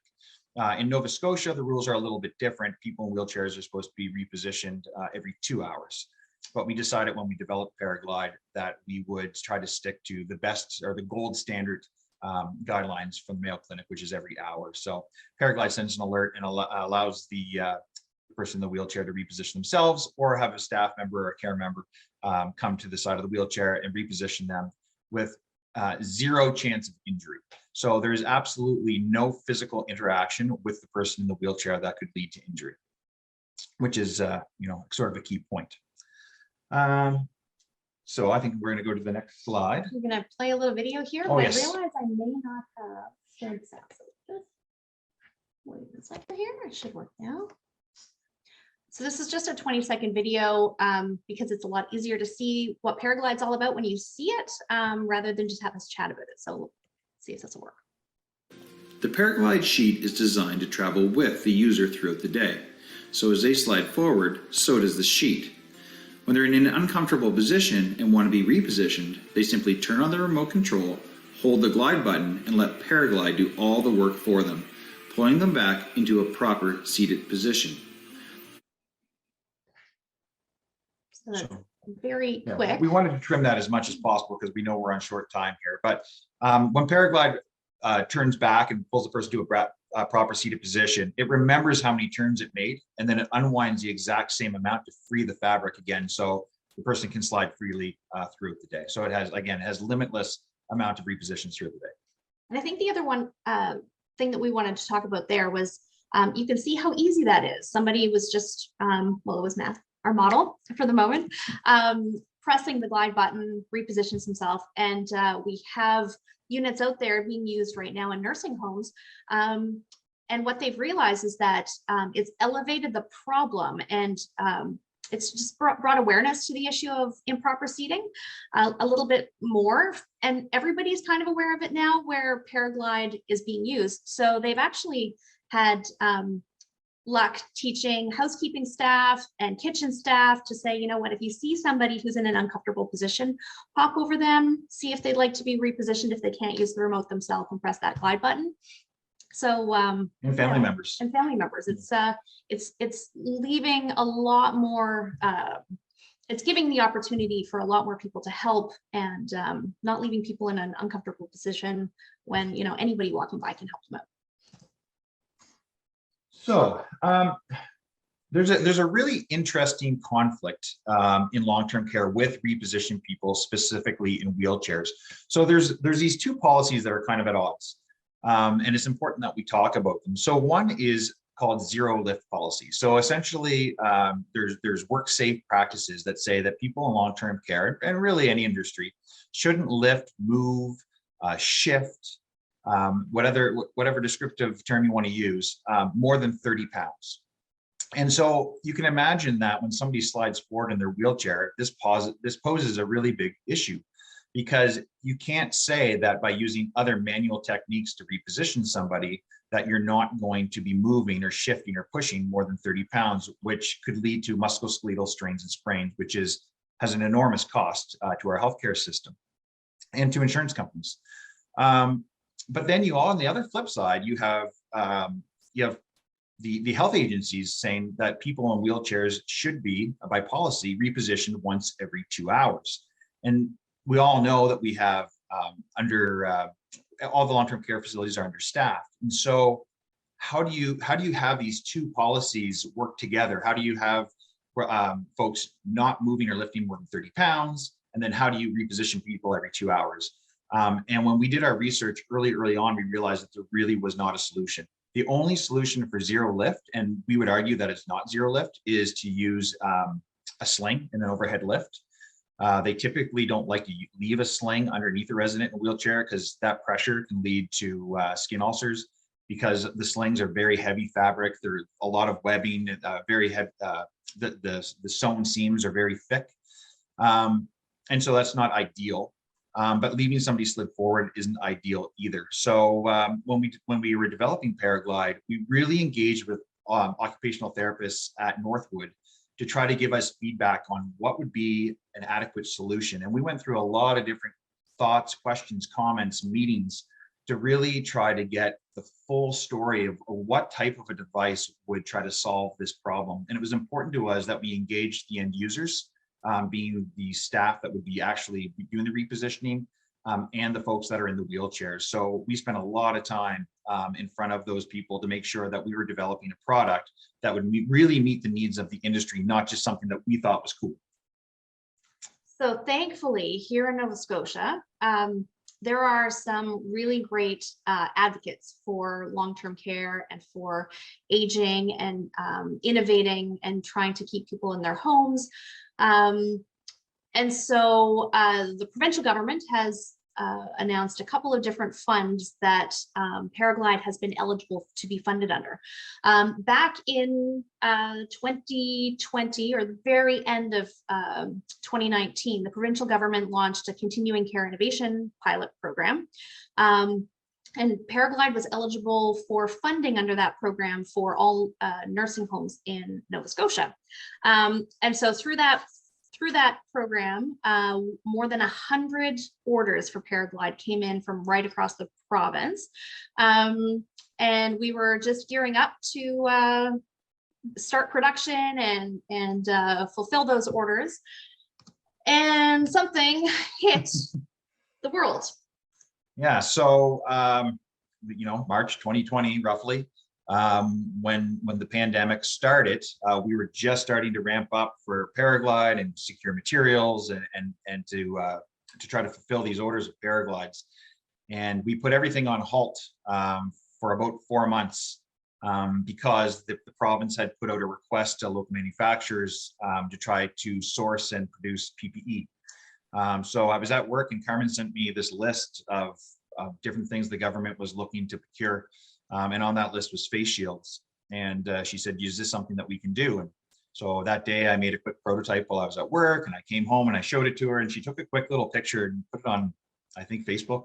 Yeah. And next day our phone was ringing from a bunch of different places saying, can you make these in mass quantity? And how fast? And how fast. And so we kind of completely switched gears. I let my team at McKinsey Atlantic do what they do best, which is run that company. And Carmen and I solely focused on face shields for 4 months. So we needed to find a manufacturing space large enough to socially distance staff. And we needed to be able to ramp up quickly. So we hired about 45 people in a matter of a couple weeks. Yeah. I went to Prince Andrew High School, so I happened to know that they had 2 gymnasiums side by side where we could socially distance those staff. I worked with local suppliers mostly. We only sourced overseas when it was absolutely necessary, but we were able to source almost everything within Nova Scotia.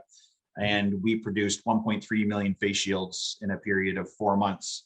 I went to Nova Scotia hospitals, both NSH and the NWK, and then we were able to make more. And when we realized we could actually make more than they needed on a weekly basis, we reached out through the Nova Scotia Nursing Home Association and said, hey, do any of your members need face shields? And we had a flood of orders from nursing homes right across the province who couldn't get their hands on PPE. And they were really delighted that we were able to send them the same thing. Yeah. So at the height, we were making about 20,000 face shields a day. So when that was done, which consumed our lives for 4 months, we jumped back into Paraglide and started to fulfill those orders that came in from the CCI program. And I just, if we can move. Oh, there we go. That's okay. So over a period of 14 weeks, we were able to gather data from 7 different facilities that had received Paraglides.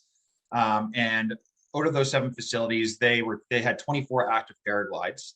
And you can see from the data here, in 14 weeks, they were used, those 24 Paraglides were used 2,891 times. So that represents 2,891 potential workplace injuries avoided. And when we compared the amount of time that it takes to reposition somebody using a Paraglide in comparison to using an overhead lift, which is the only other zero lift approved method for repositioning people who have slid forward in wheelchairs, they saved 1,152 hours. So it's important to recognize that this is only 24 Paraglides of the 107 units that were actually shipped out and used. So we wanted to kind of showcase what that would look like if we actually have data based on the averages of the 24 spread over the 107 units. So you can see that if all 107 units were being used over a period of a year, with the same averages of the data collected over the time. Okay, we're gonna go quick. But 54,000 repositions made or staff time saved would be over 17,000 or 8.5 full-time employees. So some pretty impressive statistics that we got back. Maybe if we can just leave you with one thing, we'll let this Paraglide user sort of end it off.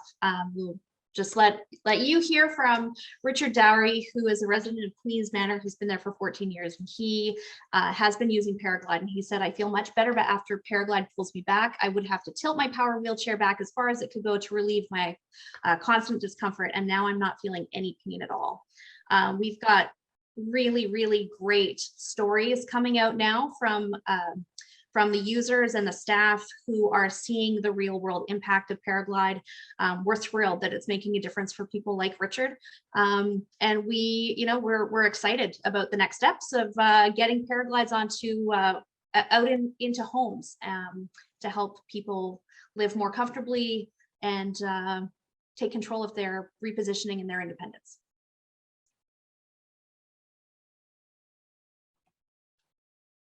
Thank you, Matt and Carmen. If you could stop sharing your screen. We will do. So this is there's some really smart people here in Nova Scotia who have the capacity to, hey, do more than roll with the punches, but when faced with a challenge, see opportunity and take the steps to actualize it. 1.3 million face masks in 4 months, 54 employees, 20,000 shields a day is no small accomplishment, given that you'd never done it before.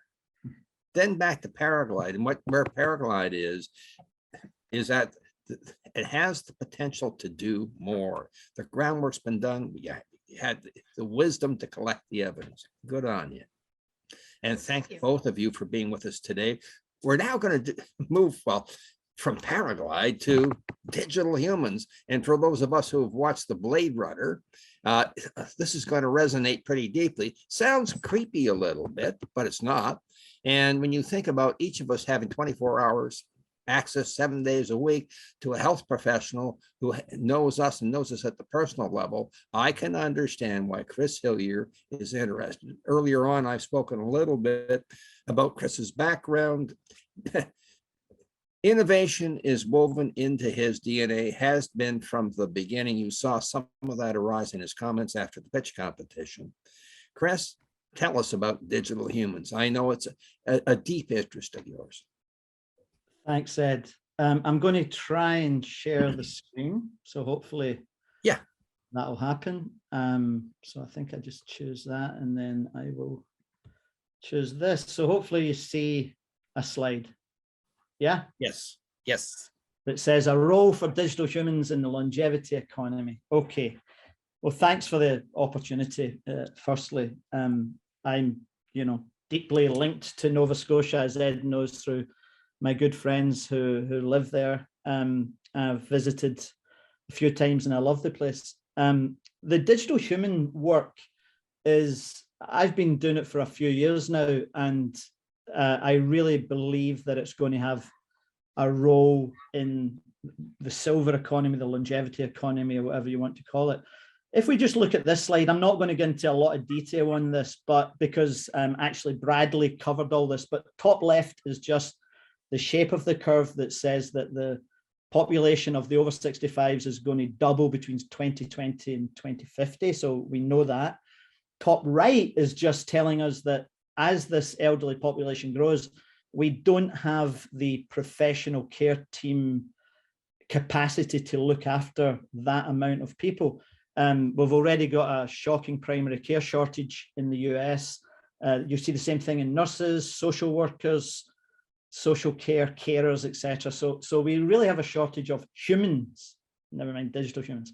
Bottom left is British data and NHS that shows that there's going to be, already before the pandemic, we had estimated that we would have about a 350,000 full-time equivalent shortfall between the number of staff that we expect we will need and the number of staff that it looks like we're going to have from the number of training projects, etc., that's going on.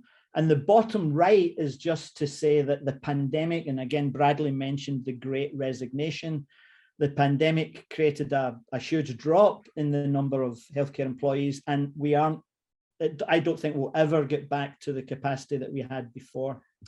Part of the reason for that is all the countries around the world are holding on to their own healthcare staff, and it's hard for the Canadas and the Americas and the Europes to get those staff in. So there's an issue on that side of the equation. We also know that there's an issue around isolated elderly in particular, and this issue of loneliness. Again, I'm not going to get into all these details, but the problem was significant enough for the UK to appoint an actual government minister just to focus on this loneliness epidemic, because it actually impacts on the healthcare costs, and Britain's got a socialised health system, so anything we can do to reduce downstream costs is important. So we've got this kind of perfect storm, and it's a challenge. Now, for many years, when I was a nurse and when I was a researcher and an academic and within innovation circles, I've worked with digital interfaces. And this, we mostly in the early days, we were looking at, could we find ways to encourage people to both understand their medication and secondly, to take the medication at the right time in the correct dose. And almost every research study shows that if you use digital tools to do that, it works. Everything from just a simple text message to a simple chat bot.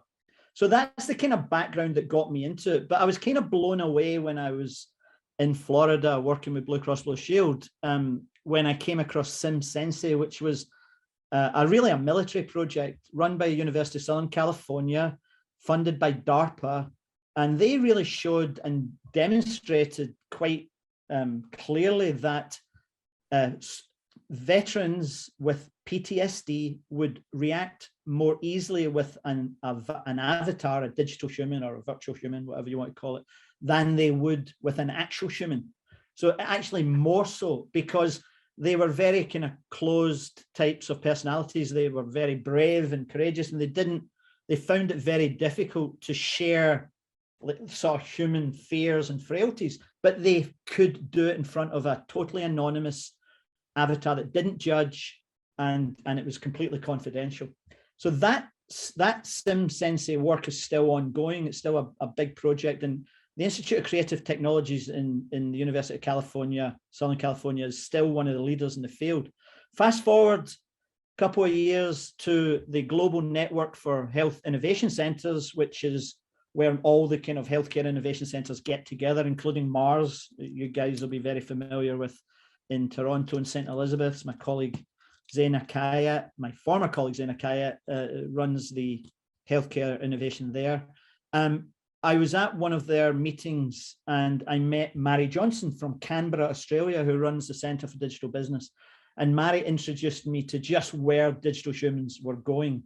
Mary created Nadia. This is Nadia. This is not an actual human being. This is a digital human being. The Nadia that Mary created was voiced by Kate Blanchett. The avatars and the digital humans that I'll be going on to talk about are actually digital voiced now. I mean, Google and all other countries have got various AIs that produce computer language. But Nadia was at the time the most advanced and the most expensive, we'll come back to that in a moment, avatar ever produced. So she taught me how to do it. She basically said there's only 3 things you need. You need an artificial intelligence, basically a smart computer. You need an interface, which is basically a digital avatar, an animation. But the most important part she drilled into me was the corpus, which is the conversation. And to create the conversation, you have to use a process called co-design. Nadia was designed specifically for the disabled community within Australia. So to design it, Mary worked with disabled people, and they were a key component in designing how Nadia interacted as an artificial intelligence. So when I was building in New Hanover, now having moved to North Carolina, Hannah, because we were New Hanover, which was our cardiac rehabilitation avatar, we made sure that we co-designed Hannah with actual patients who were rehab patients, because they were the ones that really understood the kind of questions that Hannah would have to ask. So AI interface and corpus, we were successful. We launched Hannah in 2019 at Exponential Medicine in San Diego. She was interviewed by Daniel Kraft live, and it was a really interesting conversation. You can actually find it on YouTube, and probably links on Mary's channel there linked to it. So that was fantastic. And essentially what I'm getting to from the perspective of the longevity economy is digital humans are impartial, they're confidential. You choose if you just want it to be a conversation between you and the avatar, or do you want to share it with your siblings or your adult children, or do you want to share it with your healthcare provider? It's really up to you. They're available 24/7. They're friendly. They're informative. I mean, they're computers, very smart computers that can connect to Google and Google Maps and your healthcare records if necessary. And they're supportive. The reason I show this slide, though, is you see that Hannah's got a little resume there, and she learns. So as Hannah matured, she learned different skills. Initially, we were training her on nutrition, but then we were moving on to musculoskeletal issues and other types of rehab issues. And the reason I show you that is fast forward to today, and we now have digital humans who are the user interface. In this case, the avatar looks more like the elder people that we want to be able to provide companionship for. They also have social media lives. They have personalities. They're very, very active. You can build a relationship with an avatar. And this is the future. And we know that Mark Zuckerberg is going to spend $10 billion on the metaverse in the next year, and we know that you can't have a metaverse without populating it with digital humans. So this is not going away. So I'm going to close. I've not got much time, I know, but just to say that the digital humans can do things like help you navigate your healthcare system. They have that information. They can help you meet your own goals. They can do all sorts of clever things with your medical records and with your healthcare services because they know what you need and they know your system. So would bespoke, personalized digital humans provide any value? My argument is they would, and I'm going to be developing some projects at the University of Southampton within the centre of the business school, and I'm opening up the door to anyone who's interested in helping to collaborate on those projects. I'd love to hear from you. Again, University of Southampton, the business school there. So just to close then, 2017, Nadia cost over $3 million to produce. When I did Hannah, it was $300,000 a year. It's much, much cheaper in a very short period of time. And then what's happened since then, just in the last 3 years, these are all companies that have just exploded onto the marketplace.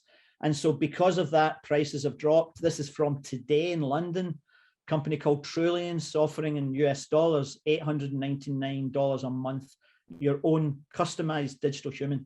So this is affordable, it's available. The co-design work has to be done. And that's the real crux of it. So I'm going to finish by saying that James Cameron, good Canadian there, Peter Diamandis, Elon Musk, you know, the day before something is truly a breakthrough, it is a crazy idea.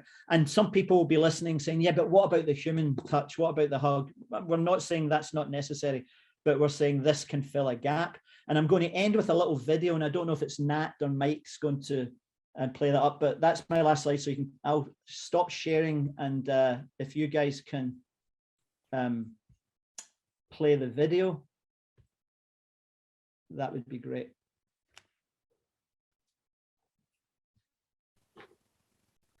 There's no sound in the first few minutes, so don't worry, just when the avatar starts speaking. Hi, I'm Coach. May I ask who I'm talking to? I'm Mari. I was told you could answer questions about my husband's heart surgery.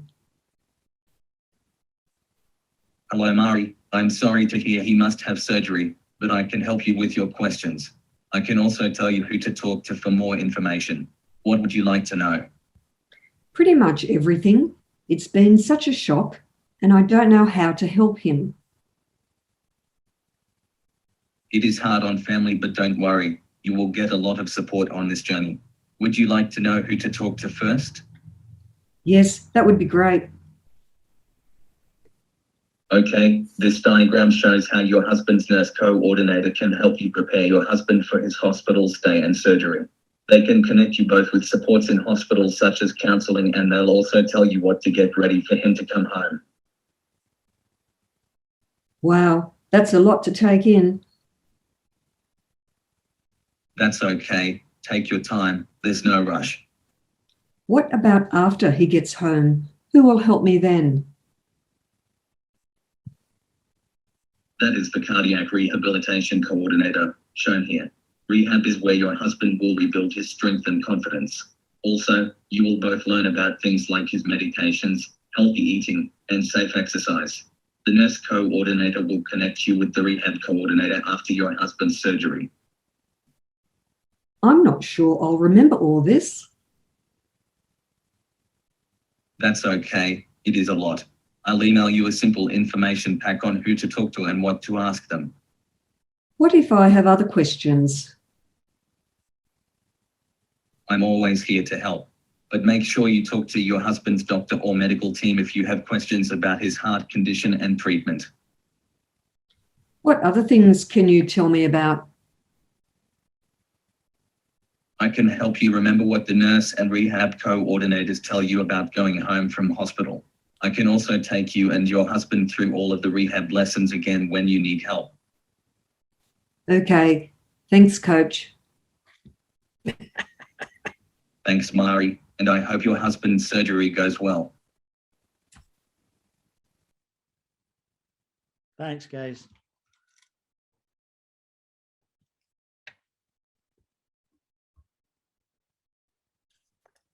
Okay, yeah, that's it. Thanks so much. Yeah, Chris, I knew what you were going to talk about, but I had no idea what a complete job you would be doing on it. I'm interested. The province here in Nova Scotia has made healthcare a priority, focusing on two themes: access and flow. This solution speaks to that. Yes, it's early days, and no, it's not totally perfect, and it's still a little creepy. Hell, a telephone was creepy when they first came out. So it's at the early days, but we need to be thinking about it. And the amount of work that you've put into it so far, I had heard you talk about it, but had no idea to the depth that you had gone. I am sure that there'll be questions that follows this presentation. Thank you, sir. Thanks, Eddie. It's my pleasure now to introduce Michael Krastowski from the National Centers of Excellence at AgeWell. You've already heard that Michael has been an entrepreneur, that he holds a director position at AgeWell. I've gotten to know Michael through my relationship with John Hamblin, who had known Michael before I ever did. And the work that Michael does in terms of putting panels together of older adults to put them front and center in the design processes as new technologies come forward. His earnestness in terms of how he approaches all of these things and his willingness to give of himself to help move this agenda forward. It's my very great pleasure to introduce Michael Krastowski. Thanks so much, Ed, for that kind introduction. Thanks for all of you for joining today. I'm just going to share my screen. So today I'll just be talking a little bit about Canada's Age Tech Startup Map. It's really an initiative to highlight just what's going on in Canada in the space that we call age tech, which really is the intersection of technology to benefit older adults and caregivers. It overlaps with other technologies such as digital health, med tech, and as well as others. And this is really an idea that we had some time ago. I was actually discussing it with a colleague of mine at the time based in Toronto, Rich McAloney, who's now the executive director of CTAN, which is a national innovation hub based out in Prince George, British Columbia. And we had thought it would be great to kind of just give a landscape view of what's going on in Canada in this space. And I think after we had our last competition, AgeWell holds a pitch competition for startups annually, we really saw an explosion of new startups submitting proposals and ideas in that last competition. And it brought the idea to the forefront that there's so much that probably arose even during the pandemic, and we want to be able to highlight it. And that's what we did with this map. So I'll talk to you about that, but just to kind of set the stage, we as AgeWell are focused on technology and aging, and I think it's important to identify the fact that there are a lot of preconceived notions about older adults and use of technology. We found through our own surveys that we've commissioned, many of those don't quite meet what people may think. They don't match expectations or the kind of notions people might have. Sure, there are definitely people that are not comfortable with technology, but more and more older Canadians are willing, interested, and eager to make use of technology in this space. So I think a lot of similar slides have already been put up. I won't belabor this, but what I want to highlight is that the growth of this sector and age tech globally is quite rapid.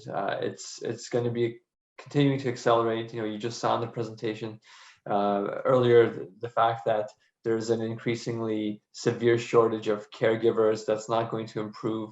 And there and in many other spaces, technology can really step in to assist. We always look at technology as a part of a solution, not there to replace the human touch, but at the same time, it certainly has the ability to allow people to do things they want to do at home, but also to allow caregivers to deliver care in a way that's more sustainable for them.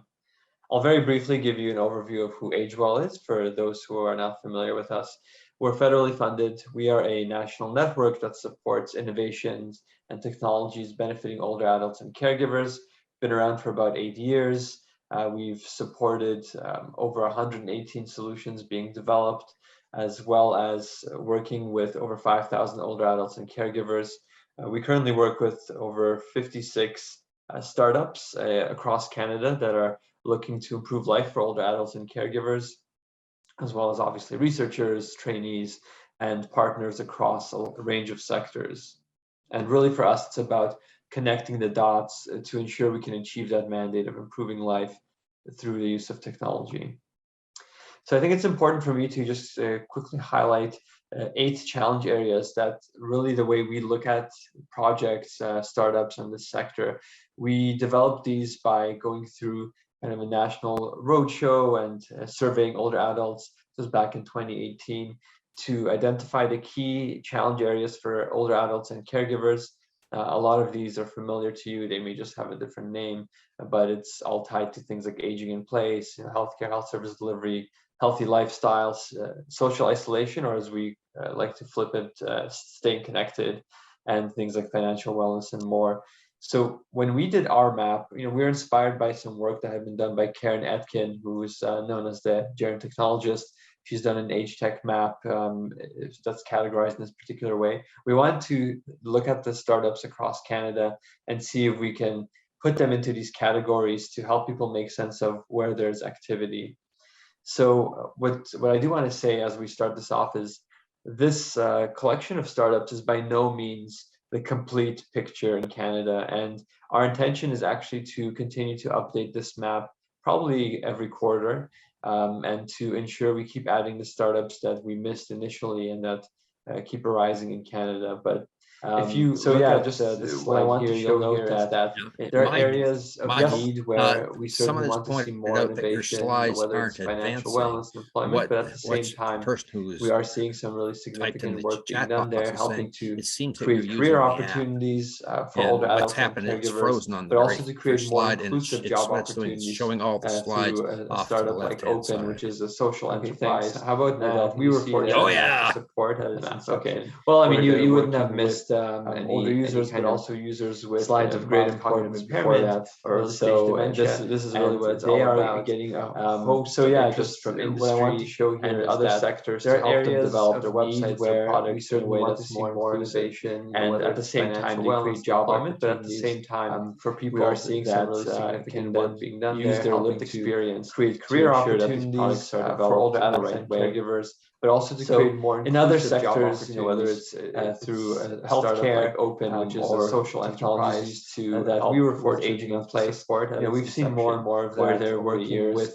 But we certainly want to see more, especially with mild cognitive impairment, when it comes to helping dementia, connect with each other, getting older adults, host of interest from industry and other sectors. We're living in such a large country that we always have to be ready. At the same time, we create job people across a wide span. People, the pandemic certainly increased the challenges of isolation, and to ensure that these products are developed in the right way. And it's important to leverage technology in other sectors, but also to see if there are ways we can create or technologies that are going to be able to help with aging in place. We've seen more and more relevant way for older adults, but we certainly want to see more, especially with the pandemic, to their needs to help their people to connect with each other, helping older adults connect with their families and caregivers. I mean, this picture gives you, like I said, a snapshot that we always have to be ready to communicate with people across a wide span. I think the pandemic certainly increased the challenges of isolation and things like lockdowns came into place. But to give you a sense, it's important to leverage technologies that are out there, but also to operate in the continuum. If there are ways, like I said, there's an overlap with technologies that are going to be able to other sectors more, but it's also a more relevant way for older adults and where needed in a way to look at older adults to their needs, irrespective of your age. You might be at a different point in terms of your health span. And I mean, this picture gives you, like I said, a snapshot. Technology has the ability to certainly expect it to grow significantly the next time. And we've seen technologies such as wearables to help getting people's healthcare measures. And I think that can be used with healthcare to give you a sense of also just for yourself.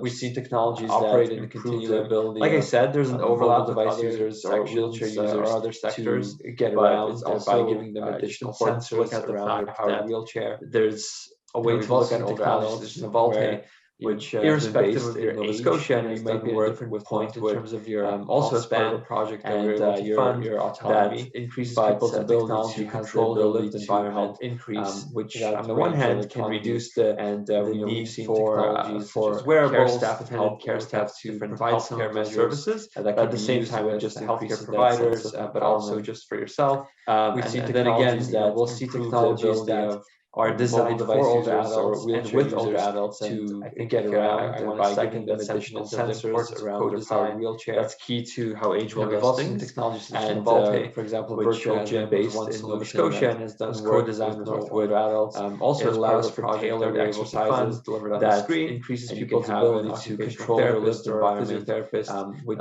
look at one hand can reduce their and guide you through exercises for care staff, attendant care staff to provide some of these services. But at the same time, it just increases stairs, and I won't focus on the and then again, but we'll see technologies there as well are designed for older adults and with older adults. The level of dignity, I want to second that sentiment of transfers co-design working on. That's key to. And as I know we're tight on time, I just want to finish up by virtual gym, something that we're really focused on now. Older adults. When we see all these startups showing tailored exercises, we want to draw a screen to them, and you can have as was discussed or Q&A after the pitches. It's also important to progress there and guide you through exercises. That is something robots, as Adriel has been endeavoring to do, doing things like helping move things upstairs. But we found that focus on when you can more long-term care, the right introductions for innovations there as well. They are then able to design better solutions and also to be in a position to scale up. So I'll just finish off by saying our goals. And as I know we're tight on time, I just want to finish up by support the implementation of these technologies and innovations. When we see all these startups scalable and the yes, we want to draw attention to them. So you may be as we discussed in the Q&A after the pitches, consumers. It's also important to help them make those connections, or maybe in conjunction with other service providers. Adriel has irrespective of how you do it, we want to our broad partnership help these startups, but we found that path the right way, so that the right introductions for these startups, and they are then able to really design better solutions and also to be in a position to scale up there. So thanks. I'll just finish off by saying our goals going forward are really to support the implementation of these technologies and innovations in a way that's going to be scalable and increase buy-in in the sector. So you may be developing an innovation for consumers directly, or maybe in conjunction with other service providers. But irrespective of how you do it, we want to help these startups navigate that path the right way, so that we move away from pilots and kind of small scale impact to really Canada-wide impact as well. And I will leave it there. Thanks for listening. Thank you, Michael. I mean, in a nutshell, what Michael is talking about, and you're hearing it repeated with multiple presenters, it takes a village. If any startup thinks on their own, without connections, without relationships, without understanding the challenge that they're designing for, and without talking to the people they're trying to help, I was about to use the word fix, which is not an atypical approach for some startups. You can't fix people. I mean, my favorite quote was a very seasoned clinical psychologist whose pitch when she started was, Michael, we're going to fix your brain. Not quite the right way to approach the value proposition. So it does take a village. And Michael, thank you very much for this and the continuing work in this space. Much appreciated. Yeah. So Tisha, if you're ready, I'm going to bring you on stage here. And there was a note from John Hamblin. Earlier on, we had a conversation and we were pointing out that Northwood, where Tisha is, has 90% of their client contacts outside of the home, the physical facility, 6,500 interactions every single day. Our daughter Trilby, her significant other is a CC, a clinical care assistant doing this kind of work. So we have some small, and I emphasize small, understanding of what you're up to. The end result of all this is Northwood is when you drive by the building here on Gottingen Street and you look to your left, Sunrise Manor, the building was built in the 60s. It physically, you say, oh my God, I don't want to go there. just because of the nature of the building, but it's the innovativeness of the organization serving their clientele. Action, AXTION, the Rollator, Paraglide, Michael Cullen's work with Novelty, which is a way of working with the severely disabled. Northwood has been so open in providing advice, most importantly, access to be able to talk with and solve things. Kudos to Northwood. It's my pleasure to introduce Tisha White. Thank you, Ed. I'm going to share my screen as well here. There you go. Maybe. Thank you very much. There we go.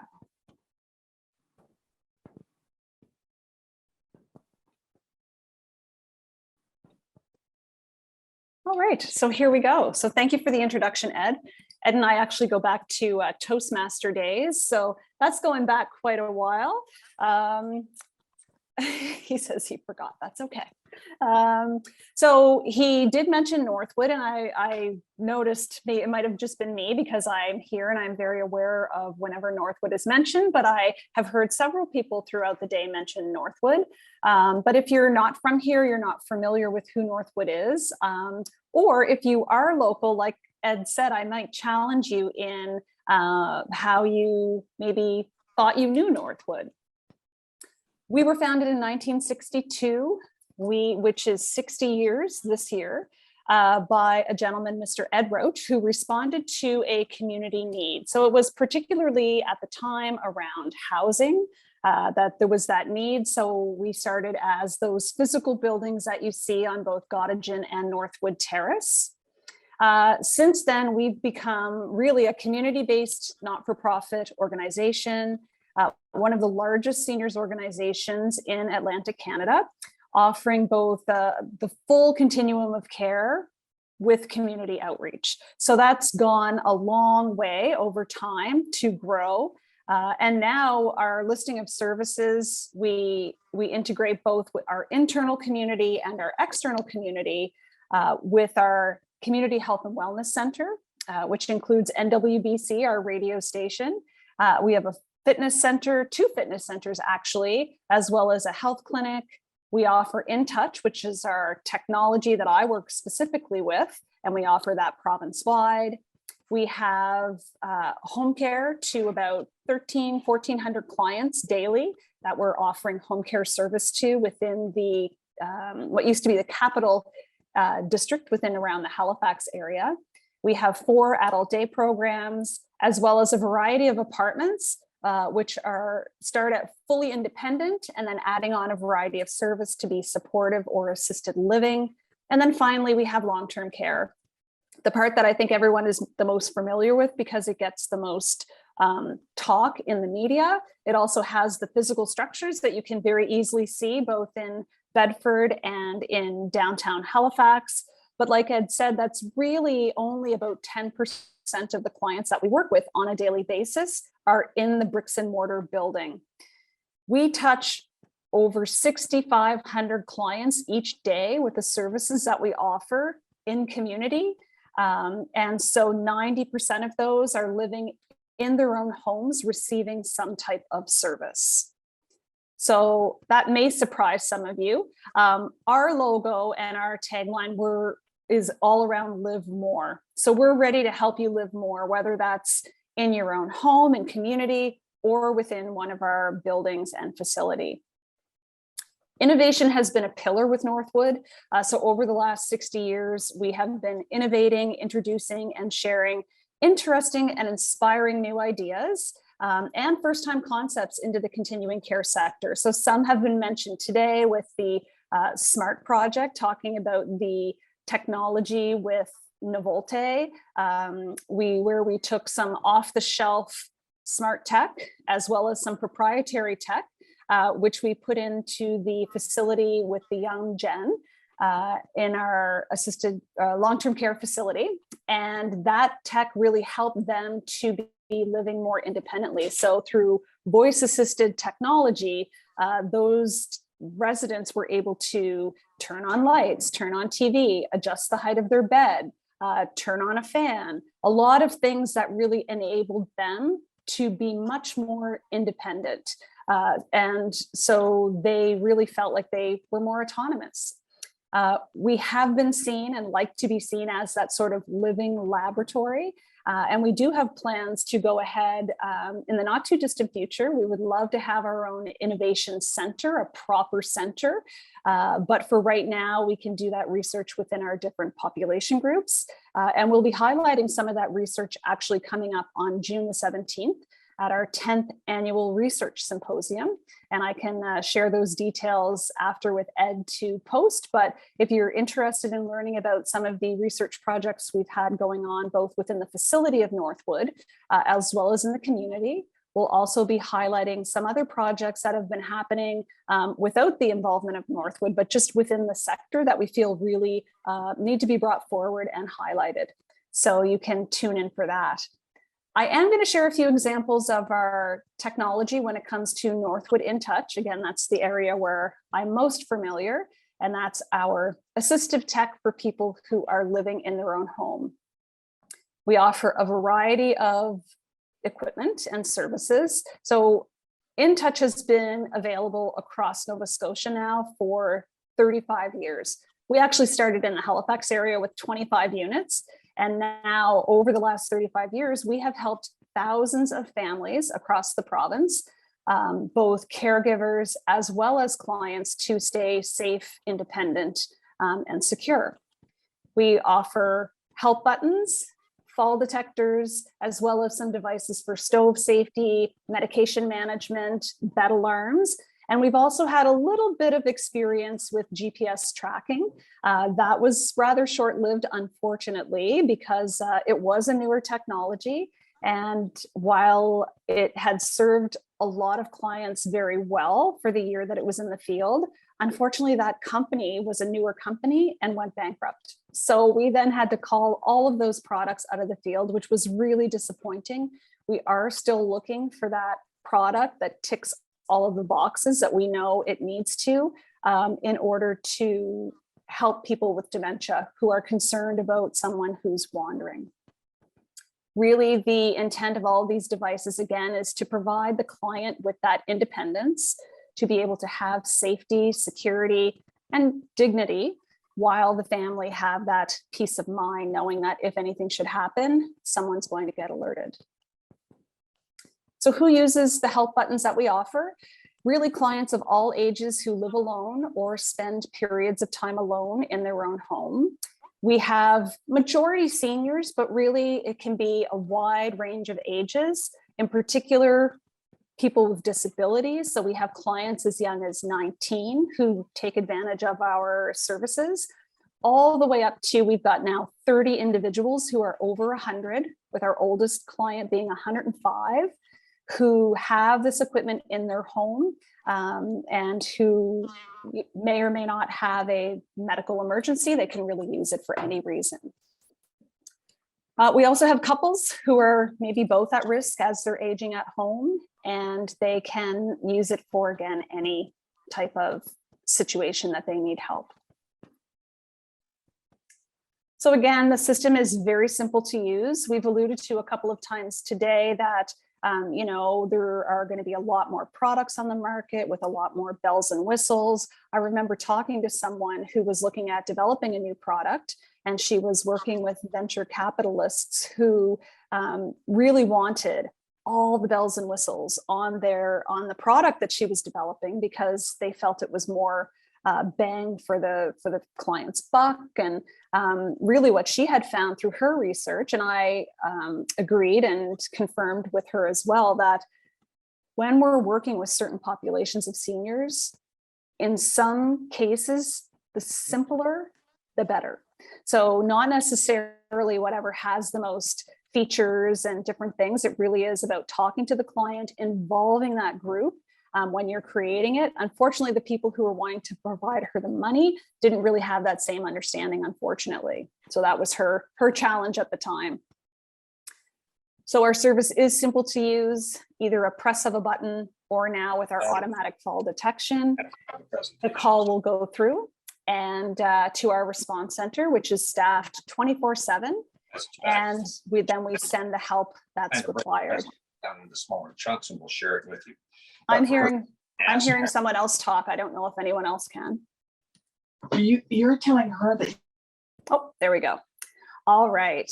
So some of the additional sensors that we've started to offer now, in addition to the help button, so that's where we began, we have devices that can help to turn the stove off should someone forget. So it can be programmed in multiple ways attached to the stove so that when the stove is turned on, this device will turn on automatically. And if the user forgets and the timer that's preset times out, then it will turn the stove off. There are other ways where it can be set to have restricted hours. So if the concern is having someone, we don't want them to be able to access the stove during certain hours, maybe when they're alone or overnight, then we can have it restricted during that time. Or we can have the stove completely locked so that only caregivers or maybe family are coming in and preparing meals, but the client themselves won't be able to inadvertently perhaps risk their safety by getting around the stove. So it really does allow the client to stay in their own home. It's a device that's unobtrusive. They really don't have to do anything with it because it does turn on when the stove turns on. And this is one that we've had a lot of really great feedback on. Again, when I'm out talking with groups of folks, it's not just seniors who think that this device is a great idea. I think we're all busy and all can get distracted when we're trying to multitask. So again, doesn't have to be just for seniors. I'm surprised that a system like this hasn't been built into stoves. So maybe that's something that we'll see going forward. We also offer a medication dispenser. What this does is gives the right dose at the right time. It can hold up to 24 doses and alarms when it's time to take medication. So we can have up to 4 doses per day that will alarm and give the client the medications that they need at that time. And just a little case study, we did have a mental health client who was on 4 doses of medication per day, with those meds being administered daily 4 times a day by VON. So as you can imagine, each visit costing, a fair bit, and then timesing that by 4 a day, 7 days a week.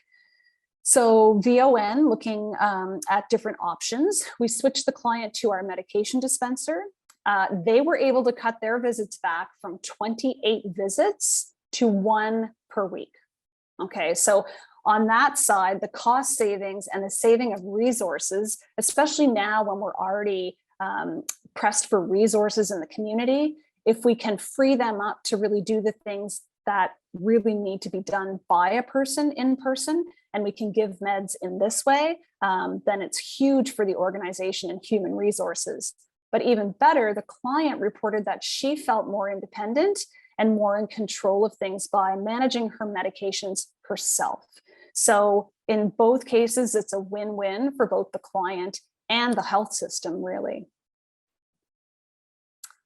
Finally, an example of our bed alarm. So unfortunately, this couple have since passed away, but Jerry was a long-standing volunteer with us who was just the most amazing caregiver to his wife, Geneva. So I know that they would be still honored with us using their story as an example. His wife had dementia, and they would sleep in separate rooms. So due to a back problem, Geneva requires very special positioning in her bed. So she would get up multiple times through the night to go to the bathroom. The issue was never concern around wandering. It was more that he had to position her back in bed. So we put the bed alarm in Geneva's bed. And when she would get up through the night to go to the bathroom, Jerry had his cell phone beside his bed. So then that way, when the alarm went off, he was woken up by his phone and he could tend to her to help her get back to bed safely. Some nights this would happen a dozen times. So it meant that, he was definitely getting up and back to bed frequently. However, the bed alarm did allow him to get a much better night's sleep. Otherwise, his options were staying up all night to keep an eye on her, which meant that as a caregiver, he wasn't getting any rest, or having to hire someone to come in and perhaps watch over the situation. So both being costly and an intrusion of privacy, really, when this device was able to offer that at a much reduced cost and far less obtrusive. So Jerry, of course, being Jerry, was above and beyond. So he was able to, by tracking on his iPhone at what time the calls came in, he could see how many calls had come in through the night, as well as the times that those calls came in. And he would keep track of it in a spreadsheet. So the data that the sensor was able to give him, they could compare with when Geneva's medications were changed. And that allowed for data to take to the doctor to discuss the case further and the medications. So again, discrete and custom fit. Our solutions are easy to install, can be moved or changed, unobtrusive, no contracts, and allows individuals to remain independent. And finally, they are affordable. We rent them on a monthly basis. So what's ahead? We are seeing mobile help buttons. That tends to be the trend at the moment that people are expecting and looking for. So that is something that we are in the works to launch just within the next couple of weeks, actually. So people will be able to take their buttons out away from their home, anywhere in Canada. We're also looking for, again, that GPS tracking for dementia and looking at how we can implement that smart technology, both off the shelf and the proprietary pieces, how we can put those together in packages for people who are living out in the community so we can assist them to access that as well. So that's where we're going, and I'll open it up and turn it back over to you, Ed. Thank you very, very much. Tisha, I had forgotten our connection through Toastmasters. I had, and forgive me for that.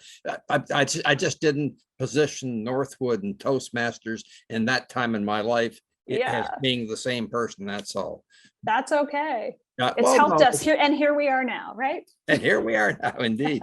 The other part of this is through all of the presentations, including yours, I had significant misunderstandings, misconceptions of what was out there and available, and the willingness of Northwood to take the steps they've taken to be in market with things that really and truly help. Awesome. And thank you for sharing. Now, at this point, I'm going to do Stu Hardy, if I may. And Stuart is a really interesting entrepreneur who is scaling. And in earlier conversations with him and in the practice session at the front end, I came to better understand what he's up to, and it's a ton. Stuart, the floor is yours. Thanks very much, Ed. It's great to see you again. Hopefully soon enough we'll be able to meet in person. I'm Stuart Hardy. I am the founder and CEO of Tenera. We are a Canadian company located here in Halifax. We are an end-to-end Canadian company. We built our system and we manufacture it here in Canada. What we do is, and bear with me, I'm going to give you a little brief talk about LTC, long-term care, before I move on to what we're heading the direction today, which will probably be more interest to this crowd. We came about 7 years ago, and the need we saw was to create an automated nurse call system. I had many family experiences that weren't very pleasant in long-term care related to my family members not getting the assistance they need when they need it. So I wanted to create a system that wasn't relying on the 93-year-old with dementia to push a button when they need help getting out of the bed, but for us to understand when they're trying to get out of bed and then give them the assistance they need. So we did that. And as a byproduct of that, we got a tremendous amount of data. So what we learned to understand is how we do it is we understand exactly where everybody is. So our accuracy and our location is about 6 inches. We call it chair level accuracy. We have a wearable device with a push button on it. If they so require, they can push it for the residents to wear. Staff wear them as well because they can get assistance as well. And they quite often, to be honest with you, need more assistance than the residents do. But we wanted to understand where they were, and in relation to time, other spaces and other wearables, we wanted to be able to create notifications and get them to staff via an app. So we developed our own app in iOS and Android, and that's how the staff receive the notifications. And they can range from anything, and they're all individualized depending on the care protocol of the resident. So if we have a situation where we have two hostile residents that don't get along very well, we can put a proximity alert on them. So when they get close together, then the staff get a notification saying, hey, Stu's too close to Ed, go intercept them. And they do, and it works. And we've shown a drastic reduction in hostile interactions in long-term care. UTI issues, when people go to the washroom, staff are automatically noted. Getting out of bed, same idea. You know, whatever the problem that or the care protocol is for that resident, we can handle it, and we can look after it automatically without them having to push the button. They still have the button, and the great thing about it is it's mobile. So if wherever they push the button, we're going to know that's where they're at. It's not going to just say, hey, Stu needs help. It's going to say Stu needs help in. So where we're going with that now, and we've established that in long-term care. We are currently in market in Nova Scotia, New Brunswick, and Ontario, and some of the US states. And I also, a little shout out to Michael from AgeWell. He's been very helpful. And I noticed a few of the presenters have said, you know, introductions and warm welcomes were very important. Then they have been extremely important in our development as well. And Michael at AgeWell has been very helpful with us getting us into some of the great markets. For example, UHN in Toronto, we've been there now for 2 years, and that was at the behest of an introduction from Michael. So, you know, our next stage now is moving into hospitals, and we are in the, as I just mentioned, in the UHN in Toronto, and we're also in Brayer Hospital in Ottawa. Now, what that sort of showed us is, you know, LTC has sort of defined uses, you know, bed, bathrooms, and, you know, very limited spaces, and they're pretty well consistent. But as we get into hospitals, you know, we're working with a rehab center there where people come and go. So we really want to understand, you know, how they're making out once they get their treatments. And so we have the ability now to work with doctors to do trend reporting. So if I change a medication for a patient who has, my father, for example, he has what I call, or he likes to call, waterworks problems. So he gets up frequently in the night. So the doctor gave him medication to help with that. And I've been able to follow a trend to see how often my dad gets up at night. And we have seen that it's not working. So a report has gone to the doctor automatically to say, hey, Charles, is bathroom frequency has increased or it has not decreased. So we're seeing all kinds of really cool stuff like that that doctors can use. We've also been able to build out with the data set a sleep metric. We've been able to do trend reporting, as I just mentioned, and it's not just on bathroom visits. We can show, you know, if your steps are increasing or decreasing during the day. We can show your socialization habits, and it just allows us to act on them before it becomes a real problem. So if we see somebody not socializing, we can go there and say, hey, you know, the bingo's on, we're waiting for you, or whatever the case may be. But it just gives the people the information they need to react and to do something before it becomes a serious issue. We've also been able to develop a quality of life metric, and this is a great opportunity for organizations to understand how their organizations are performing. So Shanix, for example, can look at how their quality of life of their memory care residents are in Cape Breton versus the quality of life of the memory care residents in, say, Halifax, and then adjust staffing and adjust protocols and you know, whatever the normal operating procedures are to fix those problems. So you know, we've had great success in long-term care, and it continues to gain traction. And as people mentioned, it's not just a North America problem. We are gaining traction outside of North America as well. And, you know, the hospital insights with the doctors, it also led us to believe, you know, I think the place where we can be the most helpful is at home. And so we're starting now, we just started 2 months ago, some pilot programs across Nova Scotia, New Brunswick, and Ontario with at-home clients. And what we're seeing is that, you know, we can offer the push button, the call for help thing. I mean, that's always been there. It's pretty easy for us to do, but we can also offer so much more. So by knowing where everything is, we can tell you when you're there, when you're not. I mean, simple math, right?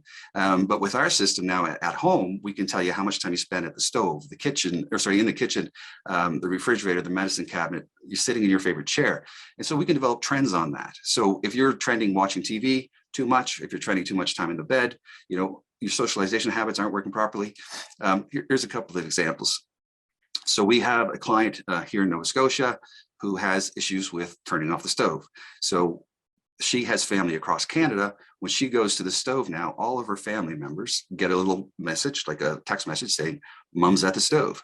And it gives them the opportunity to call in and say, hey, Mom, how was supper? What did you have? Did you remember to turn the stove off? Just little things like that. We have a client in Ontario. He's 94. He lives by himself, still drives his car, gets around okay, but his mobility is declining a little bit. And his family members are concerned about stairs. So when he goes up down a set of stairs, they get a notification and they can push the notification and it'll show him moving, not physically, like not a picture, but it'll show a little dot moving up and down the stairs. So they can ensure that he does travel the stairs safely. We have another client, a couple here in Nova Scotia. The husband has dementia and they still sleep together, but he's been getting up at night and she's worried that he's going to leave. So we can have an alert set when he gets out of bed. We can even have an alert set if he tries to go to the front door. So we're seeing all kinds of really interesting ways to help people stay home safer, happier and healthier, and have everybody have a little peace of mind and have some comfort knowing that their loved ones being looked after and they're cared for. And at any time, you can just open the app and see where they are and make sure they're fine. Some of the things, really exciting things we have coming down the runway is floor detection. So fall detection has been around forever. And to be frank, it certainly doesn't work very well. It's not very consistent. And quite often, seniors don't fall fast. And really, that's the trigger for fall detection, is a change in direction really quickly. So we felt that, and from our surveys and our conversations with people delivering care, that the more important thing wasn't to know about the act of falling, it's to know that they're on the floor. One of the great things about our system is it's in 3 dimensions, so we can understand we're at a floor level. The accuracy is not quite there yet. We expect it'll be a few more months before we get it finalized and pushed out to be commercialized, but we expect that's going to be a great game changer as well. And that's about it, Ed. I'm going to turn it back to you. Thank you, Stuart. I mean, I think the thing that comes out is the abject joy you have in talking about this stuff. Saw it earlier in the practice sessions and again now.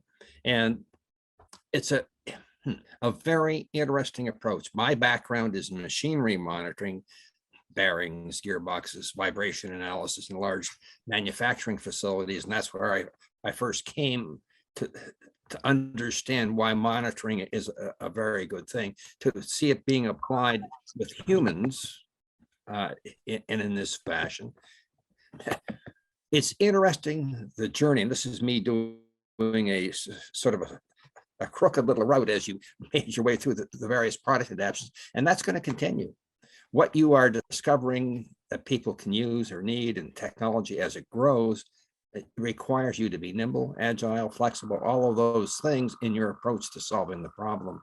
And thank you for reinforcing the comments that came earlier from Chris and Michael on the importance of this is a village. It takes people with shared interest who want to see things. I had a text from the Minister of Seniors, Barbara Adams.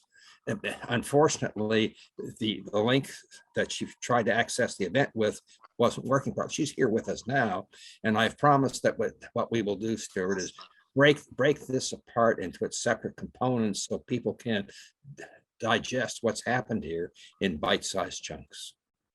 And for the minister to be that interested to take time out of her day to go through the struggle of trying to be here, texting me and getting it, and then actually showing up. Good stuff. Could I make one quick comment, Ed? Sure. So you talk about my passion. Yeah. And I just want to mention something about that because I do. I'm extremely, extremely passionate about this.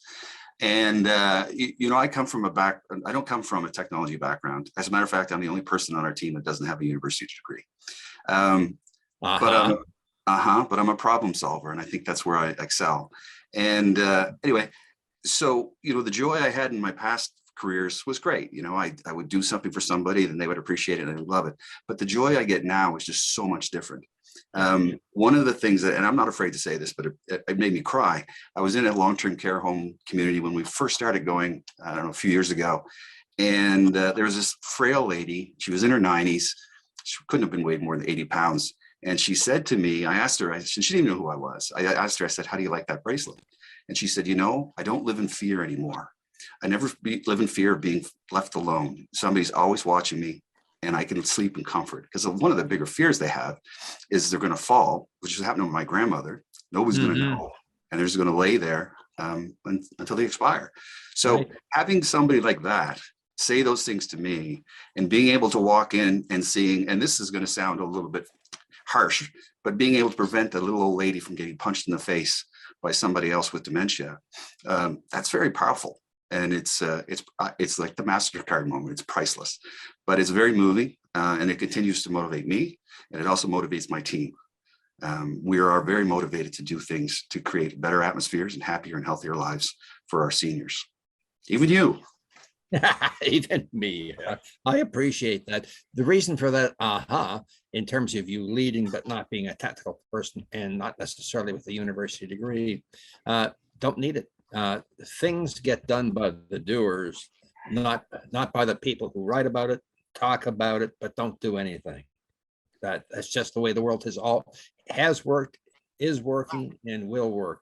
And it takes people with the passion who see a vision that nobody else can see. I don't mean that's some sort of mental disorder where you're seeing mystical stuff, but to see what nobody else sees, even though they see it repeated. I go back to Carmen and Matt, and when that mask problem came, I mean, they've told me the story of Matt being on the phone with suppliers in China to make sure, before he even had any orders, to make sure he had the materials.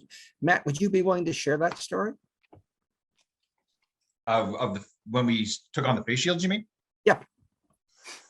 Yeah, well, I mean, we just knew that we needed to be able to produce face shields, and we needed to move faster than anybody else was willing to move. And at the time, you know, even the province, and we kind of knew that we were just going to have to be one step ahead of them. So we ordered a few $100,000 worth of materials from overseas before we even had a contract in hand, because we just knew that we needed to step in and do what we needed to do to help, you know, protect the staff members of our hospitals in Nova Scotia that were working so hard to protect everybody else. So it was a massive sense of urgency on our part. We knew that if we didn't act, we could be in a really, really vulnerable position in Nova Scotia without access to PPE, without access to the plastic that was required for face shields. Because we heard that the wild, wild west stories were true. People were walking up to, you know, they were walking up on tarmacs with buckets full or suitcases full of money saying, where's that supply of raw material supposed to be headed? Nope, here you go. It's now headed to that country instead. And we knew that that was happening. We had firsthand intel on that. And we just went, you know, we're going to take the leap of faith and jump in and just hope that this all works out. And because we don't want to be in a position where we didn't act soon enough, and suddenly all of Nova Scotia's healthcare workers were in a really sticky situation. And I'm going to second Stuart's comment. I also, not a university graduate, I was actually kicked out of university within the first 3 months for having such poor grades. But I think Carmen, this one's really smart, but we're doers, right? That's what it's all about. I couldn't agree more. And Ed, I'm with you. It's people that are willing to jump in and see a problem and have the desire to find a solution to that problem and work with the people around them. And it's all about surrounding yourself with great people. And you know, that's what we've always believed in and what we've always done. And I think that's the reason that we've been able to find the success we've been able to find. I've seen this in another instance, going back in time, aging myself. Let's say 2001, 2002, had a student. His name was Chris McNamara. He was if you went skiing, he would be the one with the uniform. And if you fell, he'd pick you up. He was an emergency measures tech. He did for my new venture class, he did a business proposal. It was 400 pages long. And I said, Chris, that might be a tad too long. But what he had the mindset of somebody who was in the ambulance, and that company became a very large supplier of the software hardware to hospitals and ambulances around the world. What he understood was one of the things that ambulance techs worry about is, will they get shot, killed, or knifed when they go to pick somebody up? So they're looking for incidents reports. He built into his system the ability to do 3-lead ECGs, so the information would be back to the emergency room before the ambulance ever arrived. He was 20 years old. Mary, who's here with me, had Mitch Hallhan. come into our innovation class. He was 20. His mom and dad had said, you need to be a doctor. You've got good hands for it, whatever they say, or you're right, messy. You must be want to be a doctor, stuff like that. And he saw flaggers. And today, Psych 2020 has 250 employees deploying digital sign systems. And where's his biggest customer base? Texas. Wow. And he simply, that's him walking to class, seeing something that nobody else saw. When they were doing their customer discovery piece, Mary is here with us, and they made something, and it called every single state to do it by phone to identify who had legislations that would allow the technology and which ones wouldn't, and they went from there. I mean, just the simple, straightforward stuff because they cared. Yeah. And it matters in this space too. So here's the call to action, if you will, as we sort of bring this together. I am in awe that we finished on time. Yes. Because there's so much good stuff to be dealt with. Call to action is simple. Each and every one of us should do what we can to move the needle on what we feel is important. It can be in a big way, a small way. Cumulatively, it makes a very significant difference. If you're in the startup space, in the policy space, the strategy space, provincial government, federal government, municipal, doesn't make any difference. If you've had enough of the way it is, let's move together to a new, better place, and let's keep it moving because it's going to keep changing. My thanks to all of the presenters today. Thank you for making the time to share your experiences. Thank you for knitting this together. Yes, we are recording it, without doubt. And the intent is to break it down into smaller chunks, post it up on YouTube, and we'll make it available so it can be shared with others. And in particular for the presenters, you're going to have a piece that you're going to be able to use for other purposes as a result of today's conversation. And if there's other pieces you want to take another look at out of the other conversations that took place today, done. I feel like we got something good done today, and want to thank all of us. I'm thanking myself here. I can't help that, but we did something good together. Thank you. And see you soon.